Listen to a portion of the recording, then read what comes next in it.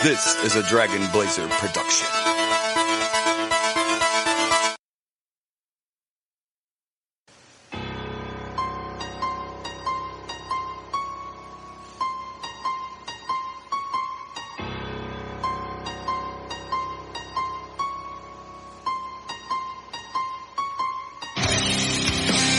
Coming down the aisle, your podcast tag team champions of the world, Boomer and Blaze.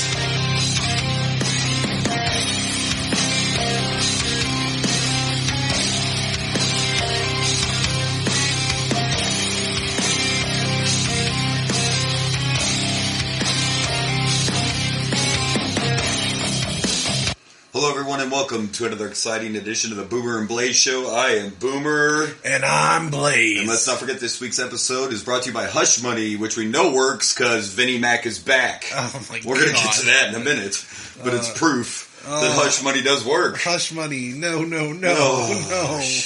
Listen, we're not going to start. I want to cry. We're not going to start with that right away because, man, this is going to get ugly. So we're going to save that just for a minute because we don't want to depress ourselves. Because this week is a very, very, if you've been following us on TikTok, you already know we were crying, the Titanic's sinking, there's bombs going off, it's bad. It's not what it used to be, it's fine. But this week, probably, in my opinion, the biggest King of the Ring ever, and I don't remember the whole event, but the reason it is because this is the true birth of Stone Cold Steve Austin. Oh yeah, this is so that means from now on we have Stone Cold. We do. And I'm very excited to share some facts with everybody that I got for this one as well, including how much Michael PSA's really had to do with Stone Cold Steve Austin. And we'll get to that as well. So, before we get into wrestling, let's talk a little football, baby. Huh? No coin flip necessary. Yeah, but I love Joe's celebration too, by the way. I do. I loved it. I love that you saw Chad Ochocinco he said he'll pay for it. Pay He's like, fine. I can't believe you actually did it. Awesome. When they interviewed Mixon afterwards, my favorite part, because Mixon was like, the best part, man, was that coin was in the air forever. That flip seemed to last. It was so cool. But anyway, so congratulations to our Bengals. Yeah, but they still kind of screwed us. It's kind of weird, though, because now they're saying, I guess, there's an issue that if Buffalo and Kansas City they're make going to play on a neutral field, what are we doing? Yeah, they get a neutral field, but wait, we don't. Here's where I'm confused, though. Isn't Kansas City the number one seed? So why does it matter if they play Buffalo? It should be at Kansas City. They're the number one seed. This is the argument. This is the argument, okay? Is that technically, with winning percentages, I guess Buffalo should be the number one seed. The problem is if Buffalo would have won last week... So the NFL's trying to blame all this on this one game. Well, if Buffalo would have won last week, they would be the number one seed right now. If we would have won, we would be the number 2 seed right now. Well, and if they would have called offsides last year on the Rams, we'd be Super Bowl champs. But right? Yeah, I get it though. I was wondering. I saw that today, and I'm like, why are we even worried about a neutral field? Why does it matter? Well, it's because of canceling since the NFL canceled this game and they did not play it. Yeah, it takes away the Bengals and the Bills one game. So the Chiefs managed to get the number 1 seed based on... You got to realize, Buffalo was the number 1 seed. They literally lost the number 1 seed because they missed a game. Fair enough. I mean, obviously, canceling the game was the right move. Definitely. I get that. Although I would have liked to see them try to replay it. But that night... Absolutely the right move. Luckily, Damar Hamlin is doing well. He is outside of he's out of Cincinnati. He's in Buffalo. I believe he's out of the hospital at Buffalo as well. Yes, he had to get checked there. He is good to go. He was able. He's good. Yeah. It doesn't seem like he's sustained any brain damage. And I mean, I'll tell you what. I mean, like it's even as far back as last time we recorded. It did not seem like that. It did not seem It did not seem like that. And, I mean, when it happened, it seemed like he was going to die. Unfortunately. And he did. He died on the field. Well, he did. And that's what I said when I watched the replay over. I'm like, he just died. Yeah. Like, and it was, because that's cardiac arrest. But essentially, because they decided not to play the game, right now, and if you look by either way, because we won our last game, the Bengals won their last game, Buffalo won their last game. Yeah. If we would have played that last week, the seeding would be completely different. What?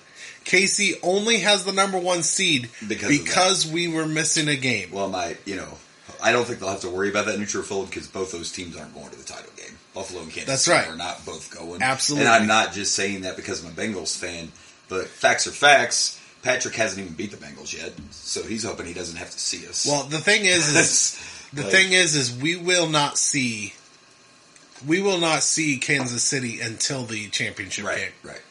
Which would be a rematch. Because we're number 3. So if Buffalo wins, or if Buffalo loses, we would face the highest seeded team that was next. We in past times, we would be the number 2 seed. But if Buffalo wins, we play Buffalo if we beat the Ravens. Well, either way, we're either playing Buffalo or another team. The only way we see Kansas City is if they make it to the championship game. That's all right. And we make it to the championship game. That's all right. Absolutely. But here's the thing. They focused on the fact that because of the missing the game, it's not fair to Buffalo to not get home field or for Kansas City to get. Right. So they did probably the right thing there if you're going to do that. But Bengals, not only do we not get a neutral field with our win, even though had we beat the Bills, we would have been at least number 2. We would have been number 2 because Kansas City won. Right. So they would have got number 1 seed because they had a better record than us. Yeah. But we would have had the number 2 seed for beating Buffalo in the tiebreaker. So we would have the tiebreaker on Buffalo and get the number 2 seed. Buffalo would be number 3. But essentially, they don't even look at that. But they also didn't want to screw over the Ravens. So we had to win our Week 18 game against the Ravens, even though through the rules, and that they do have this in the rule book that winning percentages chooses all this if a game gets canceled. But they didn't want to do that because they felt like if we would have lost to Buffalo, Ravens still could have won the AFC North. So they gave us the North based on the seeding, but then said it would be a coin flip if we lost to them, and if we had because they had 2 wins. So, but we don't get any benefits with winning. We get no benefits against the Bills or the Chiefs. We have to go wherever they are. But you know what? That's fine by me. Right. We got Joe Burrow. Baby. We have Joe Burrow. We do. We have Joe. So that's fine with me. So that's what I said at the beginning. Listen, and we're pissed. Yes. We have a chip on our shoulder right now. Except for Joe, because he's Joe Cool. Oh no, he has a chip. They asked him. He may not seem like it, but there is a fire in that man's eyes. They asked him in an interview something about what he thought his window was. And he's like, my whole career, baby. I love that man. Joe Burrow's a beast. You know what? I am not gay, but I would marry that man. We love him. I would walk right down that aisle. He is a beautiful man. So we'll see what happens. And he's so swag. Yeah. He's so cool. He's Joe Cool, baby. He is definitely a modern Joe, not Montana, Joe Namath. Yeah. Definitely, if you look at those old pictures when he's with the Jets, he'd wear the fur coats and the rose-colored glasses. Oh my gosh, that's Joe all day. That's Joe Burrow. I've never even considered fashion like he has. I mean, tell you what, none of us would wear that now. That's not. I mean, you don't want to see now. I could try emulate my favorite quarterback there. Why not? Hey, and he is becoming my favorite quarterback. Yeah. As much as I loved Boomer when I was a kid. You know what? Fuck nostalgia. He's the best one since Boomer Esiason, hands down. If he wins a Super Bowl, he is the best one. Right. But yeah, I mean, and I'm not taking nothing away from Carson, because Carson had a lot of good years there. Andy had some good years, but there's not been a quarterback that has surpassed Boomer yet, in my opinion. But I don't know. I mean, but Joe can right now. In 2 seasons. Oh yeah, Burrow definitely can. No, in 2 seasons. We're already gone to the Super Bowl. Boomer only took us once. He did. We only went once. The first time we went was with Ken Anderson. Yes, it was. Yes. So no player has made it to the Super Bowl. So even if he doesn't win, he's already done more if he goes to the Super Bowl again. Oh yeah, for sure. He did enough, in my opinion, right there, because technically that was his first season. that he went to the Super Bowl. That was his first full season. First full season. He went to and the I Super believe, Bowl, I mean, barring injury. By the way, where's the Rams? I don't. Who's Not that? even in the playoffs. What's that team? Yeah, who's that those team? champs falling apart. They. By the way, did you see? Basically, Sean McVay said, "I'm probably not coming back because I don't feel rebuilding, baby. I don't want to do that." Like literally, that's what he said. I'm probably not coming back. He should have known he was going to be. They paid for that championship. Like I know. I mean, I don't mean to be. Look, a dick. I think it's kind of great. I'm like, this is some good stuff because Sean was like, "Yeah, I can win you a Super Bowl. Do those trades, baby." Now they have no draft picks. They suck an ass. And he's like, "Look at my watch. I got to go." I'm out. Yeah, I'm out. Somebody else I'm can out. rebuild this. I don't want to do this. I'm a good-looking guy. I'm in my 30s. I have a Super Bowl. I'll go work for ESPN for a year and I'll come back. That's Absolutely. See ya. I don't blame him. All right. Well, let's see what else we can talk about. What about Young Rock came back? We got a new Young Rock. You got to see it, right? So that was. I enjoyed it. That was a good episode. I enjoyed it. I had no idea that his mom and dad ever tried to start a promotion, start their own promotion. So yeah, I'm even learning some stuff on there that Yep, I never knew. It was cool. And did you see the promo pictures? Oh, of course. For the next, I believe it's the next episode. Yeah. We're getting Rock with the guitar. Yeah, we are. And by the way, I read the other day that Becky Lynch will be back this season as Cyndi Lauper again. So I don't know how that makes sense, but hey, I'm sure they'll figure it out. They have flashbacks because she was actually around That's true. quite a bit back in the day when the whole and Fearless '80s and stuff. Yeah, because they're still. I forgot. Back, yeah, so it's probably gonna watch because they're probably gonna do Rock at WWE years, and then like Teenager Rock. We'll probably get one after that, and then we'll probably have the young. And I would just, what was it? Was Cyndi Lauper with Teenager? Or, no, he was the youngest. He was with the youngest. Young Rock. Yeah, the youngest Rock. Yes. Okay. So, you can do the flashbacks. So I'm sure we'll see it again. Yeah, you're right. Great show. Even if I just only thought of Cyndi Lauper as being part of just that one WrestleMania. Right. But I'm sure she was around quite a bit. So yeah, was Sean around? Still a great. She might have been around a lot if Sean. I think the Rockers around when she was there. That's in my Boomer Specs too. I can't wait to talk about that a little bit later. Okay. About the storyline with Sean and the Bulldog, but we got to save that for later on too. So fair enough. So I think we're going to get to some wrestling, but we're not going to go to WWE right away because I don't want to cry on air yet.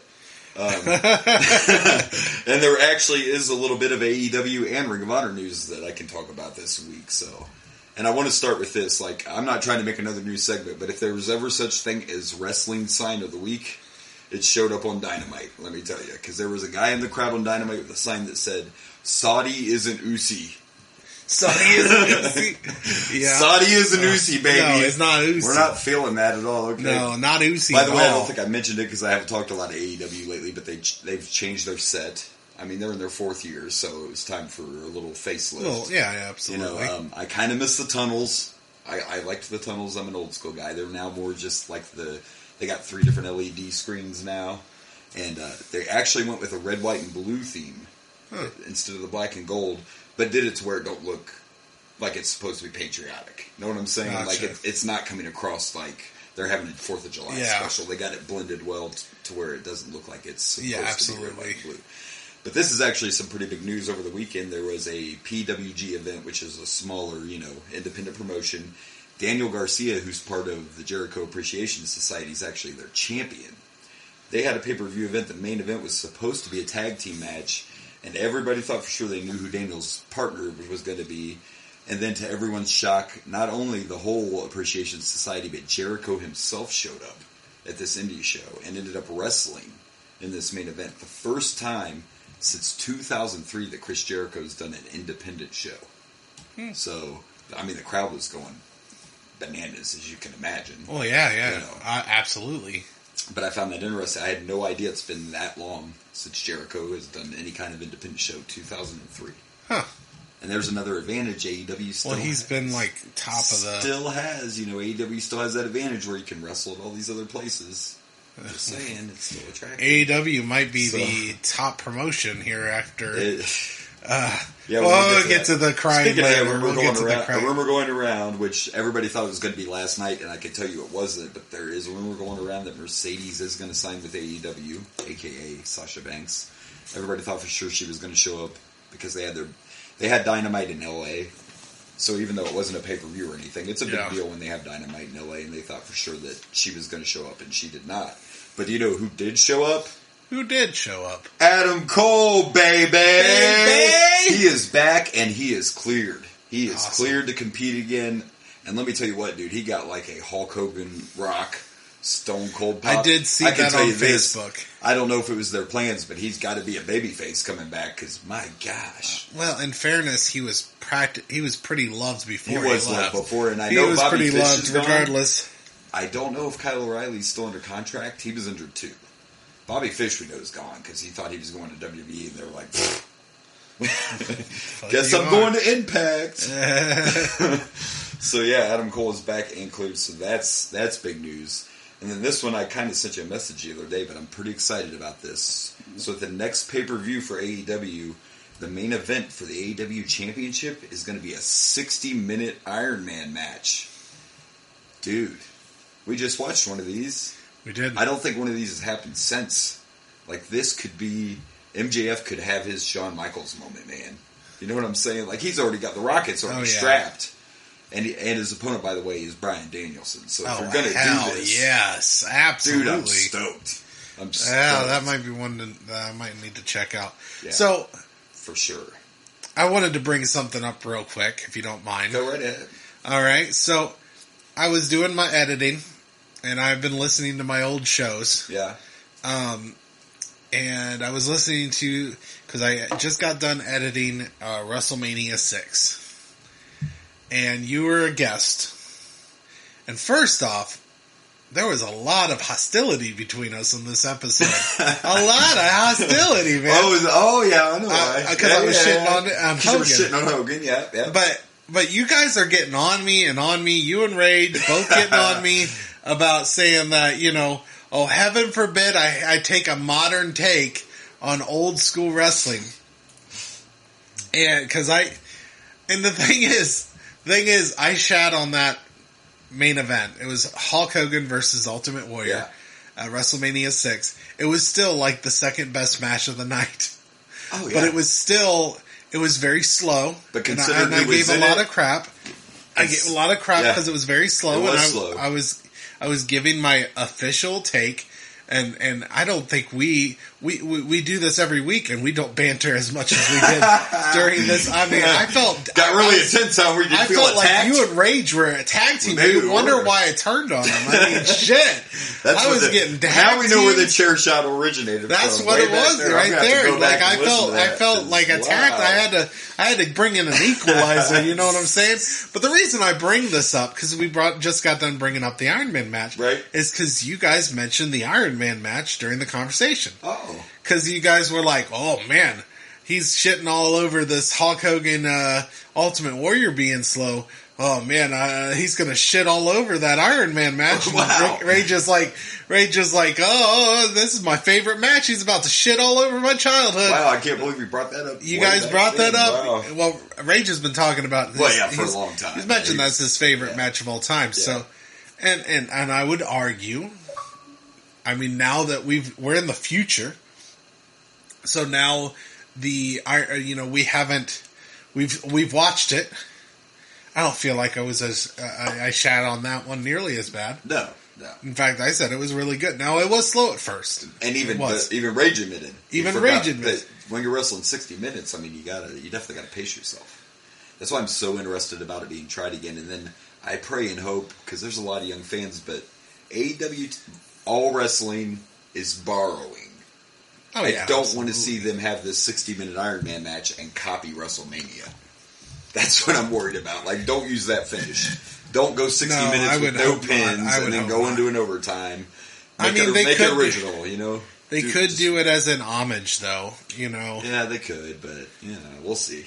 We'll see, but I'm still excited about it. If you're going to do it, you have to do it almost identical to make the homage proper. Yes, exactly. Like, don't do it just to do it, kinda. Several wrestlers in AEW have mimicked matches, and I catch it all the time, but I look at it that way, too. Like, it's an homage. Yeah.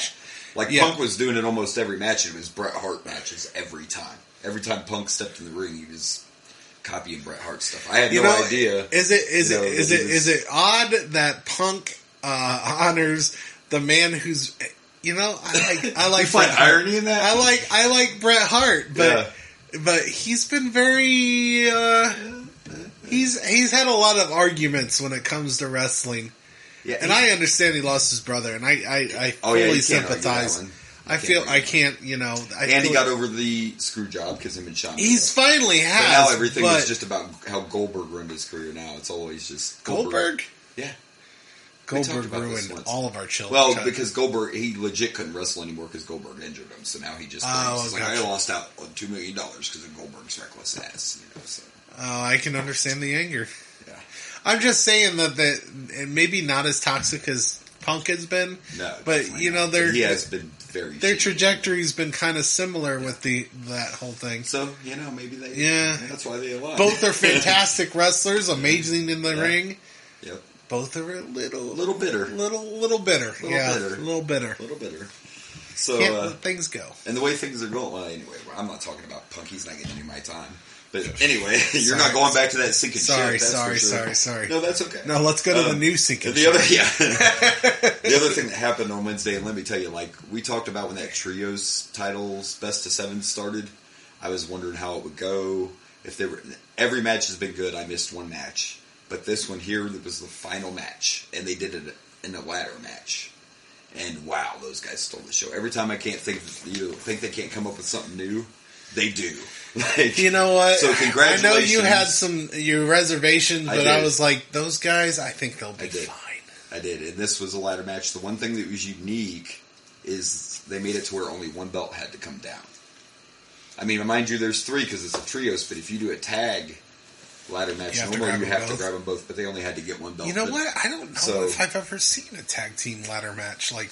Well, TLCs were technically tag team ladder matches because you still had to go up and get the.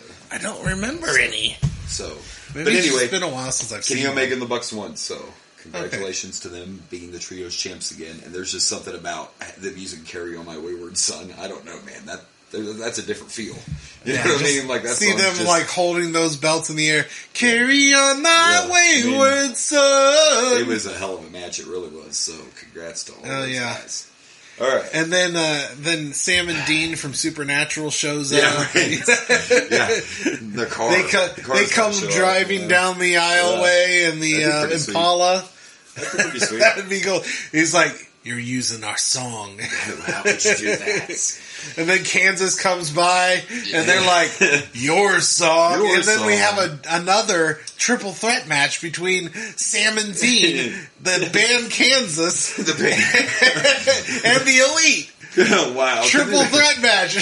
Couldn't it just be the Winchester brothers and God? They can do it. He hasn't wrestled in years. God can make another appearance.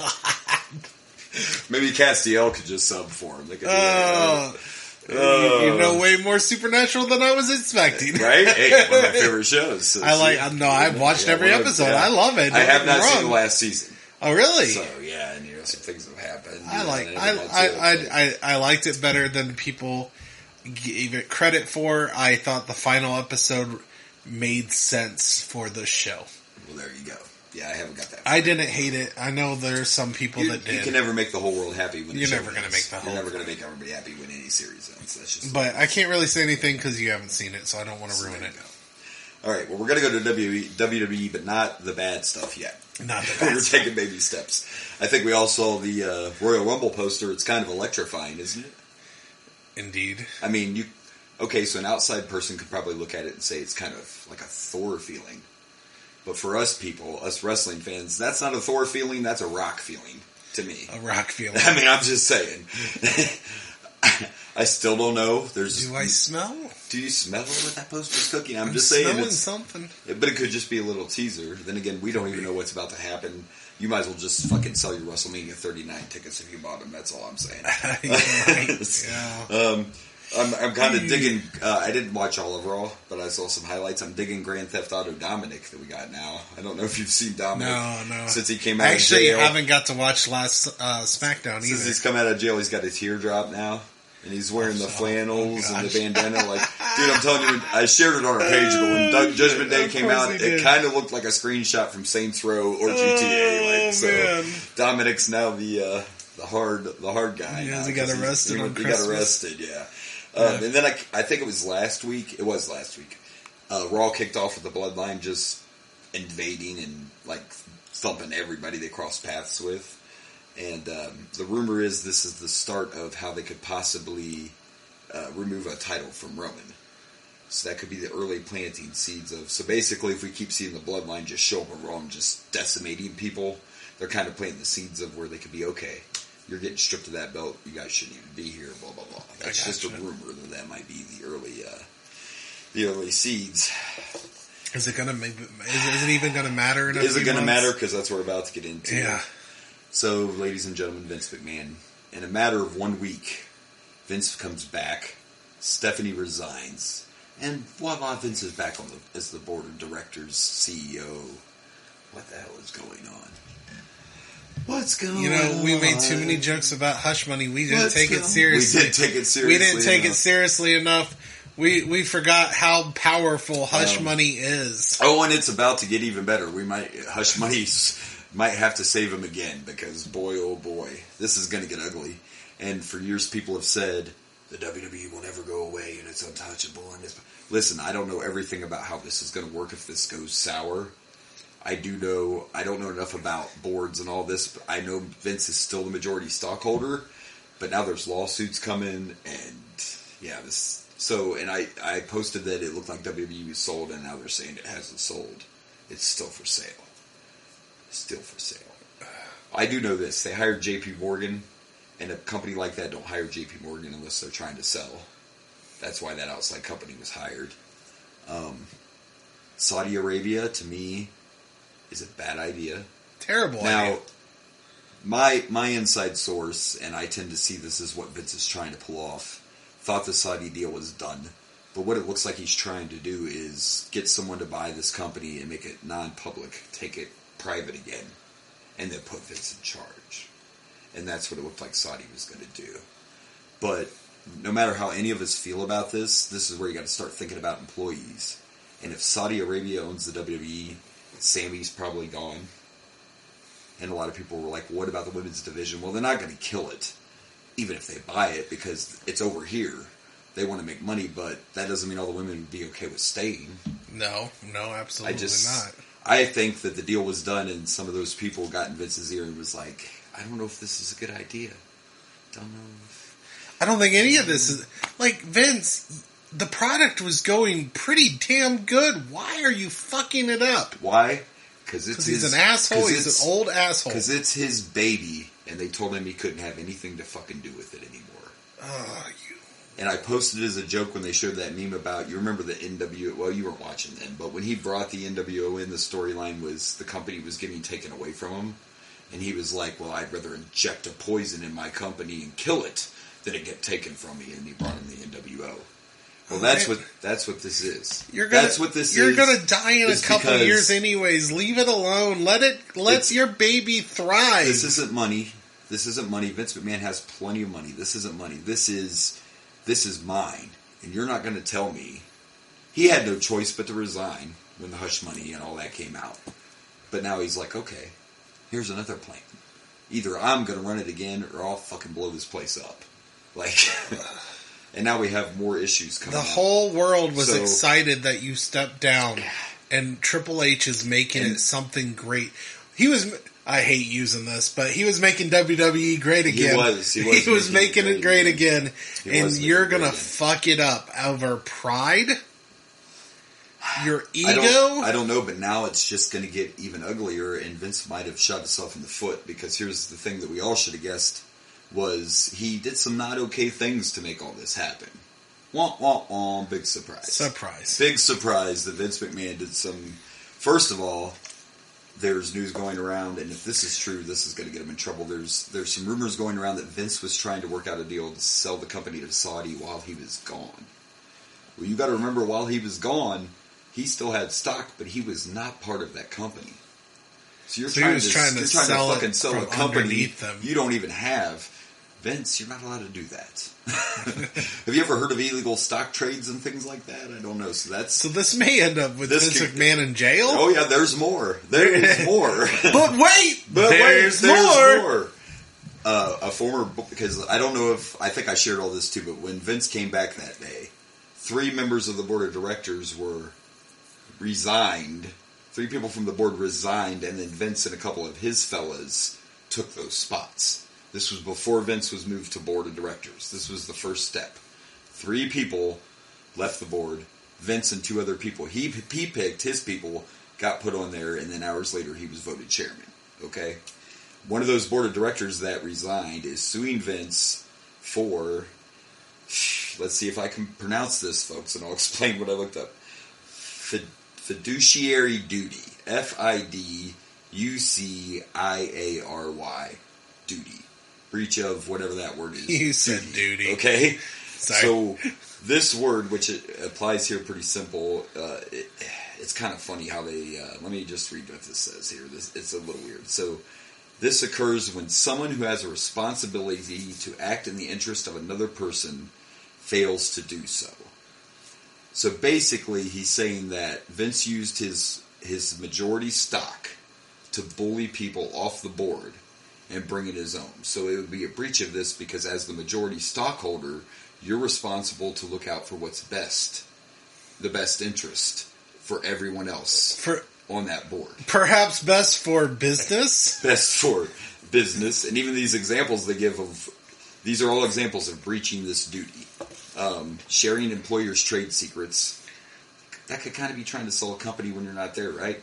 Failing to follow the employer's directions, improperly using or failing to account for employer funds. Hush money! Hush money! Acting on behalf of a competitor, which he didn't really do. Failing to exercise care in carrying out duties and profiting at the employer's expense. Hush money! Hush money! So basically the common term they used was bullying. That Vince bullied and used his stock and his people to swipe these people out, get himself back in. Oh, and the other thing was, when I first read that Vince said he came back because they couldn't sell the company without him there because he's the majority stockholder. Now, I assume that was just a thing. That makes sense to me, right? The majority stockholder would have to approve a sell, right? No, that was a bylaw that he had made before he was even the fucking CEO again. So they changed a bylaw to bring Vince back in to say he has to be here to sell the company. So, yeah, there's all sorts of dirt, folks. Was anybody trying to sell the company before Vince? No. All of a sudden what happened was a story came out, TV deals were almost about to expire, right? And then the next thing you read is Vince is coming back because he's not going to, no TV deals or sales can go through without the approval of Vince McMahon. And I'm thinking, okay, that makes sense because he's a majority stockholder. But that was literally like they fucking made that a bylaw that same day. Like all this happened way too quick and there's a lot of fishy parts moving. Basically, Vince's Goonies got him back in. Vince's guys that were still there got him back in. Stephanie resigns right away. Khan's all of a sudden the solo. And Khan's Vince's boy. You know. So, do you think Stephanie was pushed out? No. What do you think happened with Stephanie? Stephanie was actually taking a leave of absence before that went down. Stephanie was walking away anyway. Stephanie wants to be a mom. Stephanie wanted to be with the kids and not deal with the WWE anymore. And then she got pulled in to do this all of a sudden. So I think Stephanie was just like, good luck, I'm out. Dad's back. Good luck with that. I don't want to be in the middle of this. What's this mean with Triple H? That's a good question. Everything I'm reading says so far he is still in charge of creative. Yes. So until it sinks. And it's just a situation right now where you can say technically Vince is not allowed to be back in that position, but now he's the fucking CEO and on the head of the board, so they could vote Vince back into creative. He found a way back in. But he took some shady steps that could cause him some trouble. And you can say what you want, but you can't tell me this guy that was just on the fucking board of directors, this guy that's filing this lawsuit, I'm sure has plenty of money. I'm not saying he's Vince, but if you've been working for the WWE, I'm sure you have plenty of money to get you a good lawyer. And I didn't love what he did with the whole hush money situation, but it didn't make me hate Vince. No, but now he's just I'm really starting to hate Vince. Yeah, me too. Fuck this guy. You did plenty for this business, but just step away and let it keep going. But no, you want to come in here. It was thriving. You want to come in here and throw a fucking grenade right at WrestleMania season, right at Royal Rumble season. WrestleMania is almost sold out, and now we don't even know what the hell's going to happen. It was thriving. You're about to destroy your company. Don't let it fool you that we're going to continue to see these shows every week. I'm saying behind the scenes, this is not going to be good no matter what happens on the other end. And I don't know if Vince ends up getting sued and they win these lawsuits. Like, I don't know if eventually the power of the company can be taken from him because he still holds the majority. At the end of the day, he's still the majority stockholder. So I don't know. Yeah, but if he goes to jail, he goes to jail. Right. There's not much he can do about it. But I mean, where would that leave the company? That's what I'm wondering. I don't know enough to know that if Vince went to prison, if they rehire the people that he fucked over. So I don't. Because it doesn't sound like they chose to leave. No, they didn't, and that's what the lawsuit's all about. It's an abuse of power. You didn't look out what was in the best interest of your people. You looked out what was in the best interest for yourself, and that technically is he broke a law. Yeah, he broke breaking a law. Breaking the law. And making that bylaw before he was back on the board is also illegal. I'm pretty sure trying to sell the company when you didn't actually have control of it's probably illegal too. I'm gonna go. Which is why it came out so most quick. Likely. Makes sense now why it came out so quick that the deal was done. You know what I mean? He was already... Because he was trying. How do we know that he wasn't fucking planning to sell to Saudi way back when he signed the contract to have the pay-per-views there? How do we know he wasn't doing it way back? How do we know all this wasn't... Not the hush money part, obviously. But how do we know Vince wasn't bartering way back then to try to sell the company? Now, there are other people interested. One of them is $7 Productions. One of them is NBC, which makes sense. Peacock already has, but I don't know. If it was... The legal stuff would probably stop a sell, but I almost want it to sell, just so Vince can't fucking touch it no more. Come on, Rock! Save your people! Buy the WWE! You've already saved the XFL. Save the company. What about Triple H? Does he have the funds to buy it? I don't know. I mean, maybe. You think he would, right? I mean, he's treating it like his baby already. Yeah. Save us. Save us, Triple H. Triple H, you could be our savior. You could save us. You could come down. Yeah, why couldn't Vince just step back and make his fucking money? You know what? You know whose fault? Because you're probably like, well, I bet you wanted Shane to take over, didn't you? Well, it's your fucking fault. Shane don't want nothing to do with that shit, so... Your son don't want anything to do with it because you burnt him out years ago and he left and he came back, but your son doesn't want to run that company. Your son wanted to do his own thing. Triple H is going to come down that aisle on SmackDown or Royal Rumble and be like, Vince, I challenge you to a match for the company. And you know what? That is best for business. Yeah, this is just, I don't know. It's going to be a messy situation. And we just got to wait. Are we going to have to become AEW like full-time guys? Yeah. Are we going to have to become AEW fans? Because I don't know where this goes. I don't know where this goes. If Saudi takes control, are we going to still be fans?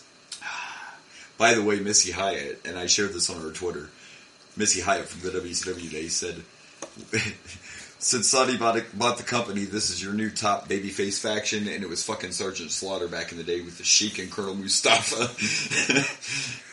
That's so wrong, but it was so funny. I saw someone make a joke about how WrestleMania is about to change to be the Great Khali versus who's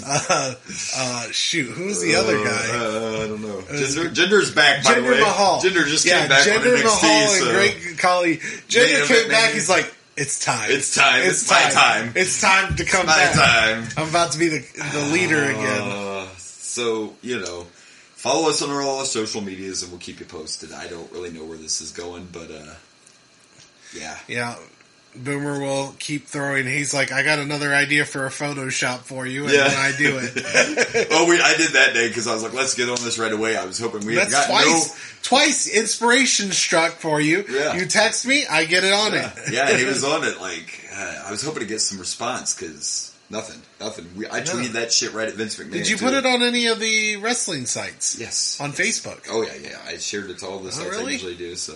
Oh, I thought those were great. I know, me too. I worked really hard on them. They were still great. The videos. It took me like 5 minutes. Damn it. It took a lot of work. It took me a lot. Holy crap. We just can't go viral, can we? We can't. We're working on it. Come on, help us out. Make us viral. Oh, man, damn. So, all right, well. Before we move on, we do have a new feature. Where are we putting this new feature? The Chic Tweet of the Week. Are we doing that now, or do you want to save that for later? Tweet of the Week. Let's do it now, just for a good mood. Why not? Yeah, let's do Chic Tweet of the Week. I might have to come up with the jingle. We'll try to. I haven't done anything yet. But I will tell you, I want to give you the runner-up because I know we wanted something original. And he tends to use the F word a lot, which we found out last week. Oh, yeah. So the runner-up does have an F word in it, but I loved this one. So here's the runner-up for Tweet of the Week. It was, fuck the Kanye. Fuck the Kanye. That was the runner-up. But here is the chic Tweet of the Week, all right? And everybody should take this advice. The chic Tweet of the Week is, take a minute out of your day to be nice to someone, you dumb son of a bitch. Like it. Good advice from the I'm already liking this segment. Good advice from the chic. I'm going to read it one more time. Take time out of your day to be nice to someone, you dumb son of a bitch. Straight from the chic himself. That's good advice. That is our chic Tweet of the Week. Be nice to somebody. Chic tweets. Just not Vince fucking McMahon.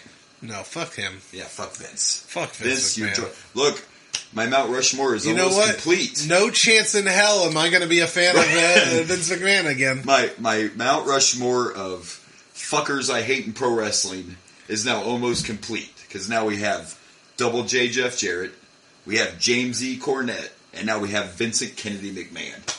I need one more person I really hate in fucking wrestling, and my Mount Rushmore will be complete. I see him over there already thinking of Photoshop ideas, too. We're going to have Mount Rushmore of assholes. It's going to happen, so...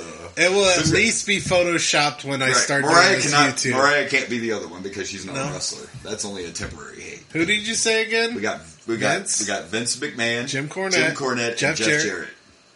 I need one more. I know we used to love him, but CM Punk. Oh, shit. Ladies and gentlemen, the Mount Rushmore of dickheads in wrestling is complete. How could I not think Punk's been, he belongs up there, though, yeah, because... I know, it's biased because, we used to love him. We did, but no, that's a good point because of what he did, just that moment, that fucking press conference, just... Yeah, but he hasn't done anything as bad as Vince McMahon has right now. Vince McMahon is just taking a lead. I just don't understand. I think Vince McMahon has to be the top of that. Oh, yeah, he's definitely... Jim Cornette, he's done some shit. Jeff Jarrett, I don't think he's done any shit to you, just annoyed the fuck out of you. Why the fuck is he on TV getting tag team title shots? I know, I get that, but, you're hating on a man to just try to get paid here. Listen, I have other reasons. You never watched TNA. I know, you've told me about this. Yeah, so I have legit reasons I can... But look at those four people, and I think Jeff Jarrett's definitely the more...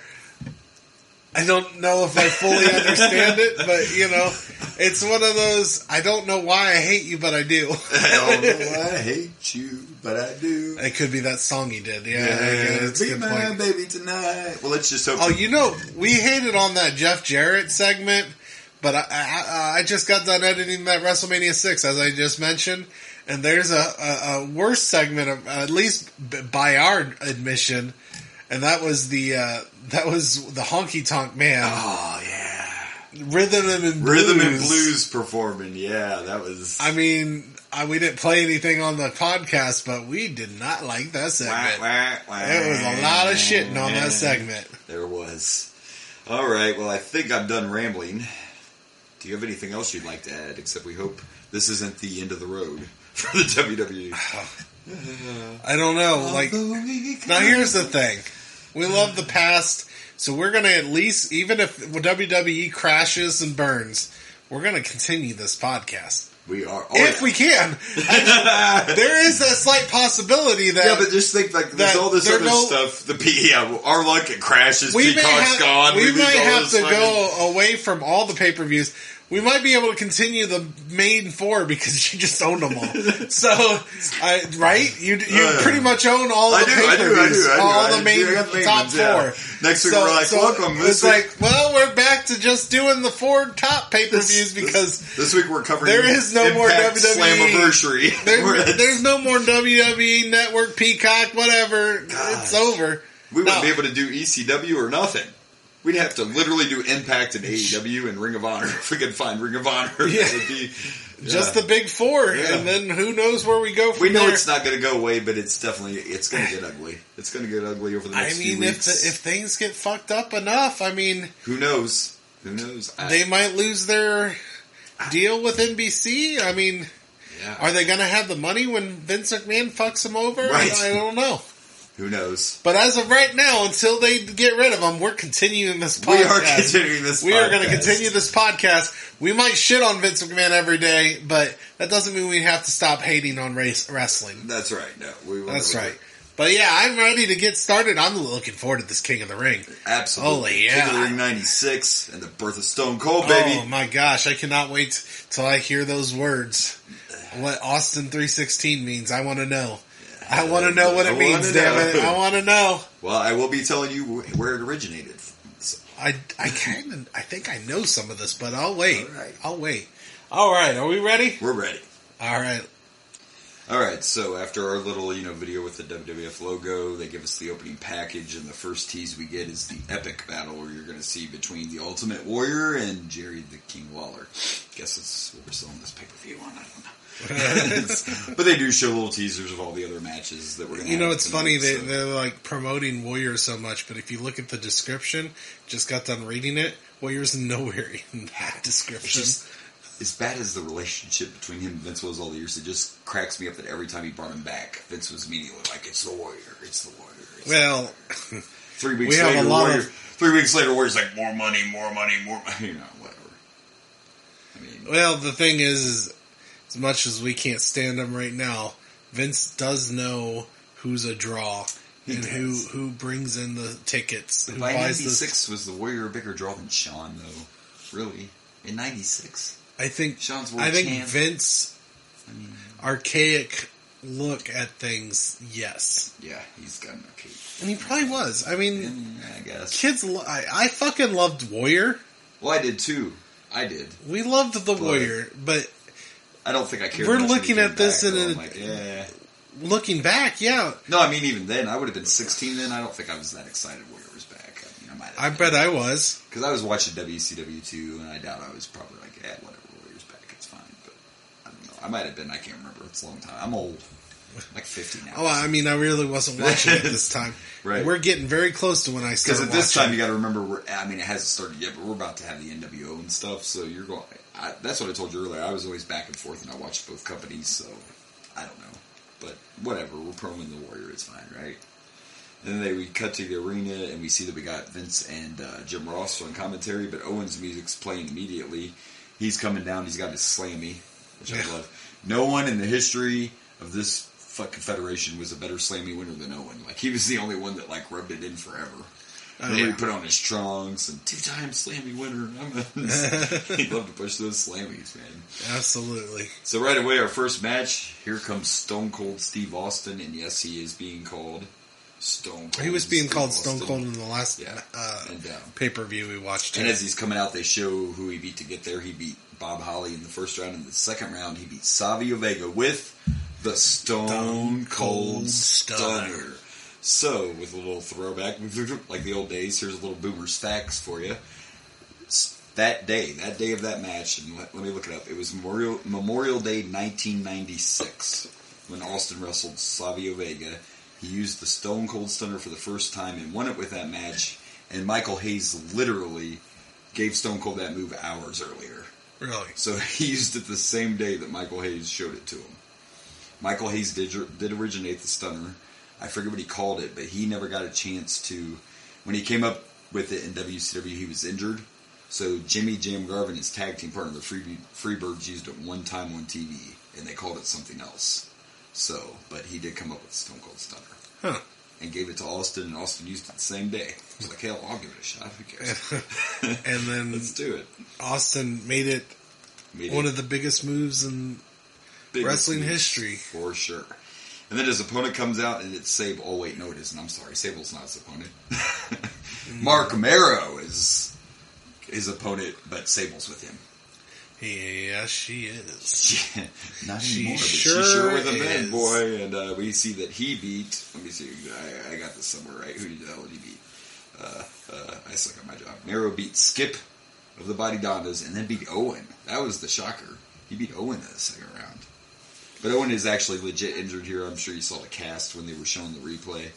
Owen had a cast on his hand, so Owen was legit hurt, which is probably why he lost that match. But What an opening match, though, man. Yeah, it was actually really good. Mero didn't have a very long career, but he can go. Like, Mero can wrestle. I keep saying it's because he had no character. Like, we don't even know what the fucking wild man. He's got, like, tiger teeth on his trunks. I don't know what the hell we're doing. But a great match. A lot of old school. I love seeing Austin use the old, the back off heel move and the bags like, please don't.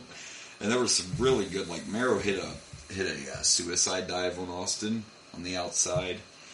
There was a spot where they were fighting outside, and Stone Cold did the old pull the outside mat up and slammed Mero down on the concrete. I mean, Stone Cold for the first time since he's shown up is starting to feel like the Stone Cold we know. Exactly. We got a little bit of that loop Thiz press. He did the head shake. He did the head shakes. Yeah, he did a couple. Like, what? You know, it's just. I think his hands went up. I don't know if fingers went up because the camera cut it off. Yeah.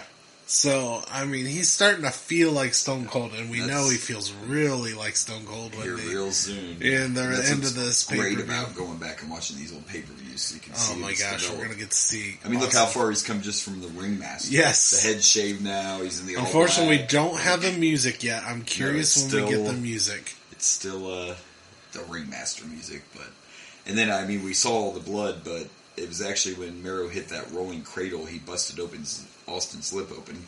You could see the blood. He was bleeding quite a bit. Fun fact is, he actually, right after that match, he had to get taken to the hospital to get stitches in his mouth. And barely made it back in time to fight in the main event. Well, not the main event, but to fight in the finals. So he did actually have to go get stitches. Oh, shit. Yeah. I'm not that, oh, shit, sure. But I just got some breaking news. Not wrestling. Oh, well then. It's not wrestling related. Not wrestling related. But Lisa Marie Presley, daughter of Elvis, just passed away at age 54. Whoa. Wow. Yeah. That didn't come across my phone. It just popped up Lisa. On two different sites that I have. Wow. Popped up. Lisa Marie. I just got a notification at the beginning when we started this saying that she just suffered a cardiac arrest. But apparently that did her in. She just passed away. Sorry, not trying to interrupt it. I was just like, holy shit, this just showed up. We like to throw that breaking news out, you know? Yeah. So, I also found it interesting, by the way, this was Mero's first televised loss. I never realized how it seems every new guy that comes in goes undefeated for like a few weeks until they decide, okay, it's time. But I thought about this, and I think it happened so much back then because they still have, I mean, they're starting to phase them out because of Raw, but they still have the jobbers. That's part of the reason these guys probably all have these undefeated streaks, because they're fighting Tom Thomas from Illinois on Superstars. They still do the jobbers every once in a while. I remember every once in a while. AEW does it way more than WWE does. Yeah.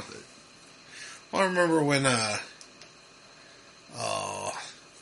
who's the big guy that, I can't think of his name, Braun Strowman. When Braun Strowman showed up, he was beating up a lot of jobbers. He was facing a lot of jobbers. They get like two or three of them.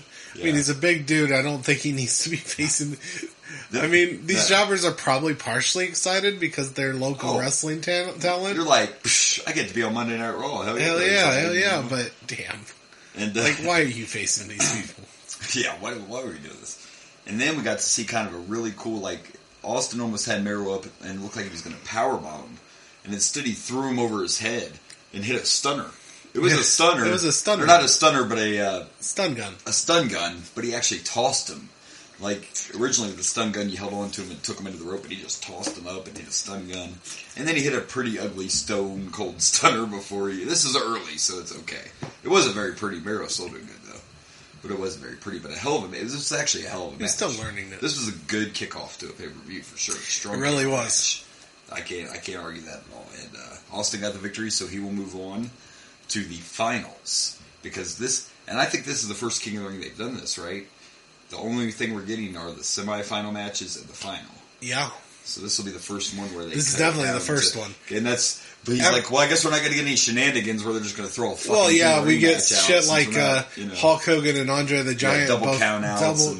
Double disqualification when it makes no fucking sense to do that. Sense. Yeah, they would always... Every single King of the Ring we've gotten some weird-ass thing happen where... You know, they cancel a match or two. Yeah.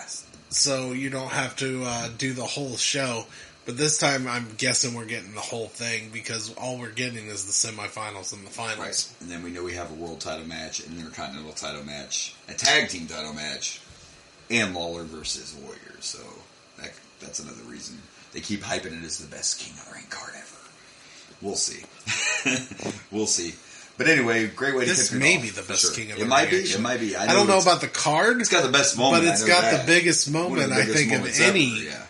King of the Ring. Absolutely. Very iconic. And, good way to kick it off. And I'm going to give this opening match, you know what? I'm going to give this opening match 4 hell yeah. 4 hell yes.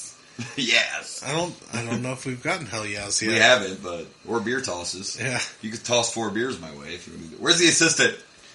I got to drive home. We will do that. Damn. I was going to surprise you by giving this a 4. I was going to go, 4 Steve Weisers. 4 Steve Weisers, baby. Hey, it was a really and good there hasn't been a Steve Weiser yet. No, we're not going to see I'm sure that shows up soon, but we're not seeing quite yet. The evolution of Stone Cold. Absolutely. All right. Well, good way to kick it off. Let's see what we got coming next.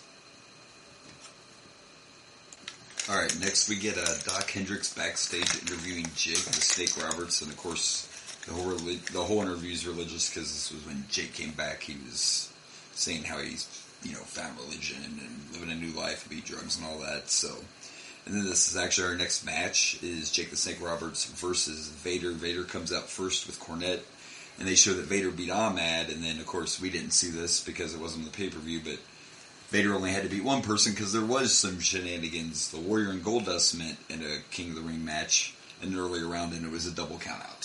So, or DQ, whatever. So we did miss one. And then Jake the Snake comes out, and they show that Jake beat Hunter Hearst Helmsley, and then a very, very, very young Justin Hawk Bradshaw, who we know later as JBL. So, short match. Justin Hawk Bradshaw when he first came in, yeah. He has very long blonde hair, and basically he has the good old, cowboy gimmick. It's basically what he's using when he first comes in. So this was not a very long match, and they pretty much, the whole match, Vader dominated it like you would expect. And Owen's on commentary talking about how Jake's 61 years old, but he's only 41 here. And it was fine. I was curious how they were going to do it. I mean, it was what it was. It was a short, tiny match. Came to a point where Jake finally was able to slap a DDT on, and when he went to apply it, Vader pushed the referee down. So Jake did nail the DDT, but he actually won by disqualification. I mean, it was fine. It was quick. It was, they're trying to build this all on this Jake comeback story, and it still made Vader not look weak. Vader still looked strong, and he also continued to whip Jake's ass after the match was over. 2 splashes to the corner and a Vader bomb off the top rope. So, whatever, it was fine. Now they're making it look like, will Jake be able to, is he going to be able to fight Austin, or is Austin just going to be the King of the Ring? They're just trying to build it all on this story. So, yeah, who wins this? I'm not sure. I don't know. But it's fine. It was there. I can't call it horrible. It was pretty much just Vader dominating, but it wasn't exciting or anything. It was just what it was. Right. It was part of the pay-per-view. It was fine. I don't know. I'm going to give it a 2 snakes. 2 snakes. 2 snakes. Because he did have 2 snakes. He had a really big one, and then he had a tiny one, but the tiny one never came out of the bag, so. I hope his little one didn't come out of the bag. What's going on here? Yeah, this was... Yeah, it's fine. Just mostly shenanigans. It was quick. Yeah, the Austin Mark Merrow match was actually a decent time. Yeah, that was about... that was at least a 15-minute match, at least. Yeah, and this was maybe like 5, 3, 4, if that. Yeah, something like that. It was quick. Yeah, it was. We were wondering how he was going to win. Yeah. Bullshittery is Bullshittery. He can't beat Vader with a DDT. He got to hit it, but he couldn't win that way. Whatever. But I think I'm with you. I think this is about a 2. About a 2. Yeah. And I'm going to throw something in here since this match was so short. I should have said this at the beginning of the show and I forgot, but here's a little other news we should share, and I don't know if you saw this, but our local promotion here in town, the ASWA, is getting a weekly TV show. Is it? On WMFD. Oh, that's cool. Yeah, I just saw the thing the other day. Watch it. Because they were looking for, I forget what, they were posting help with the show of some kind. But yeah, I forgot to mention that. So congratulations. Even though it's local wrestling on our local station, it's big for these guys. Well, I know that they only do, for you not familiar, they only do a pay-per-view a month right now. Well, it's not a pay-per-view. Show. They do a show once a month. I know they're supposed to do a show in February, and if I don't have my children, mainly because I don't think my children would enjoy it. Right. I can't get them into wrestling. I can't get them into football. I'm very disappointed with my fathering skills. But I want to go. If it's on a weekend that I don't have the kids, I think I'm going to go this. Yeah, I haven't. February. I used to go to all of them, and I haven't been to one in a long time. I'll have to look at last time I went to when Shark Boy was there, and boy, he was an asshole. Well, if you have nothing better to do, maybe we can go. This is why they're looking for sponsors. That's what the ad was. So right now they're trying to find sponsors. So they need a sponsor? Well, I know a certain podcast. So I'd love to be a sponsor. Wait, don't we have to pay for that? Yeah. We haven't got any of that Vince McMahon hush money, so... But that's where I found out about their weekly TV show is coming in the near future, so... They're looking for Rage and Blaze Show presents. The Rage and Blaze Show. Did you forget what show you're on? Oh, yeah. Wow. Sorry, I'm a dick, ain't I? He is a the dick. Boomer and Blaze the Boomer and the Blaze Show. Yeah. I just insulted my He's trying to tell me co-host. that I'm being replaced without telling. You can't use a chair shot again, though. You got to do something original. Yeah. It's rough in here tonight. All right. Anyway, I just maybe a low blow. Yeah, maybe a low blow. Maybe a little blow. crotch shot. Whatever. Child. You're not having any more kids. It's fine. No. Wow. This fucking guy's full of it. Damn. Ouch. That hurt worse than that match we just watched. Understood. Anyway, let's move on before he gives me any more shots. Let's see what's next. Right. All right, so next up we get the Tag Team Championship match, and it's the Bad Smoking Guns. We don't watch Raws and stuff, but the Smoking Guns are now heels, and Sonny turned on the Body Donnas. So the Smoking Guns are the new Tag Team Champions, and they're going to be taking on the fucking Godwins, who come out with goats and Hillbilly Jim. So, I love tag team wrestling, and I'm not saying it's a horrible match, but I just didn't care. Even now, watching it, I'm like, I just can't get into the Godwins. And they're trying to do this thing where Phineas Godwin, like, once he starts fighting, he turns crazy, and he looked like he was having a seizure. I don't know what the hell was going on with that. Probably the best part of the match is we interrupted to get an interview with the Body Donna's new manager, Cloudy. Makes sense, right? You go from Sunny to Cloudy, and Cloudy is obviously not a lady, if you know what I'm talking about. Vince is like, looks like you're wearing an outfit similar to Sunny. Do you guys have the same tailor? And Cloudy says, I think I fill it out better, Vince. Oh, God. By the way, I looked it up, and the person portraying Cloudy is a wrestler named Jimmy Shoulders. He's most famous for playing Cloudy. Most famous for playing Cloudy? Yeah. In this brief run, yeah. So he was apparently friends with Skip Jimmy in Shoulders. real life. Yeah, that was his wrestling name, Jimmy Shoulders. Jeez. And it does, if you look him up, it says he's most known for playing the transgender valet, Cloudy. Oh, Cloudy. But Sonny's got some new gear. State of Texas right on her ass. You know. Yeah. I kind of dug the guy. I think I like it better than what she was wearing. Yeah. I don't like the gun, or I don't remember the guns being bad guys, but I kind of dug it because they were a little bit more grit, a little more, they were playing dirty, obviously, but they were a little more hard-hitting and a little more gritty, and you're seeing little teas. He's really far away from being Mr. Ass. But in this match, I could see... I'm an ass man. Yeah, we saw Famouser. He used it just like as a signature. Yeah. It was kind of a fast Famouser, but even like his facial expressions, the way his hair's cut, now you can start to see the early stages of Mr. Ass breaking out, so it was whatever, it was fine. The fucking Bart took his boot off and the ref wasn't looking to hit Godwin in the head with it and saved us all from this match. Wait a minute. Bart was just trying to show him, he was like, man, earlier in the match, I believe, whichever Godwin that was, who gives a shit, whichever one that was, he was like, "Man, you guys have some really nice boots." Oh, and I want to. He just wanted to see like where they're made. Huh? And Bart offered to show it to him, and then he tripped, fell, hit him in the head. It was a complete accident. Yeah, man, Clearly an accident. Sure, it was an accident. Yeah, Bart was just trying to show him those boots. Those were some like Doc Martens or whatever boot cut.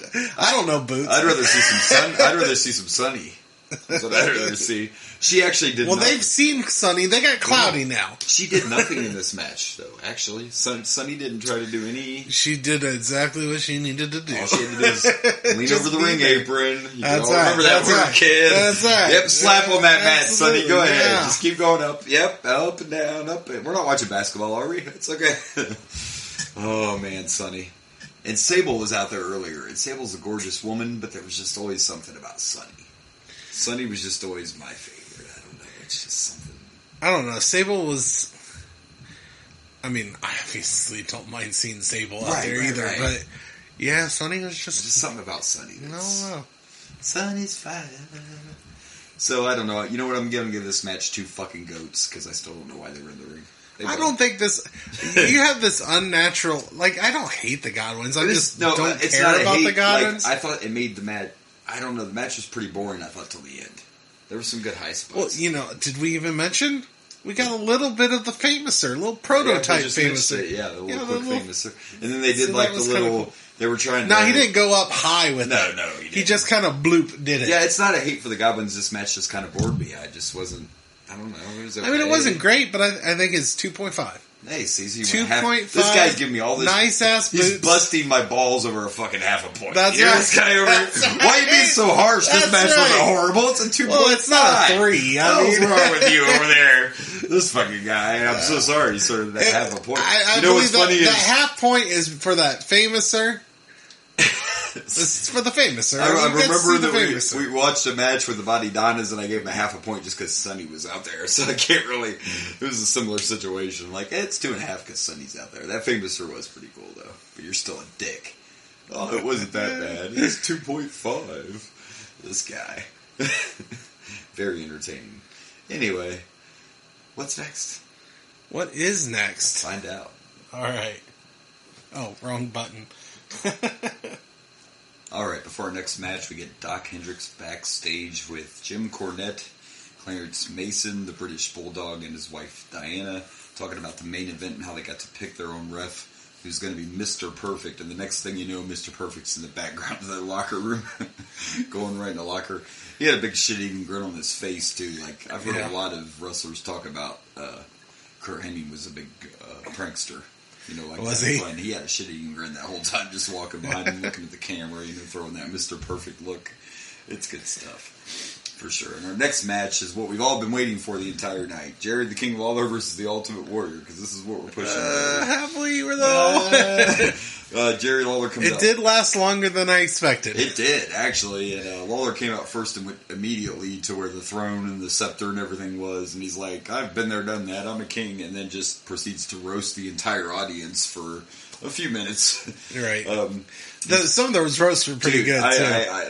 I took a few notes. Okay, he looked at a little kid in the audience and he said, is that your face or did your neck throw up? To a kid. A little kid, a legit kid. Oh, that's great. The best one, though, when he looked at these two women and he was like, look at these two ladies. Ladies like this turn men into gold dust. Yeah, that was a good one. Oh. I mean, not cool. Not cool.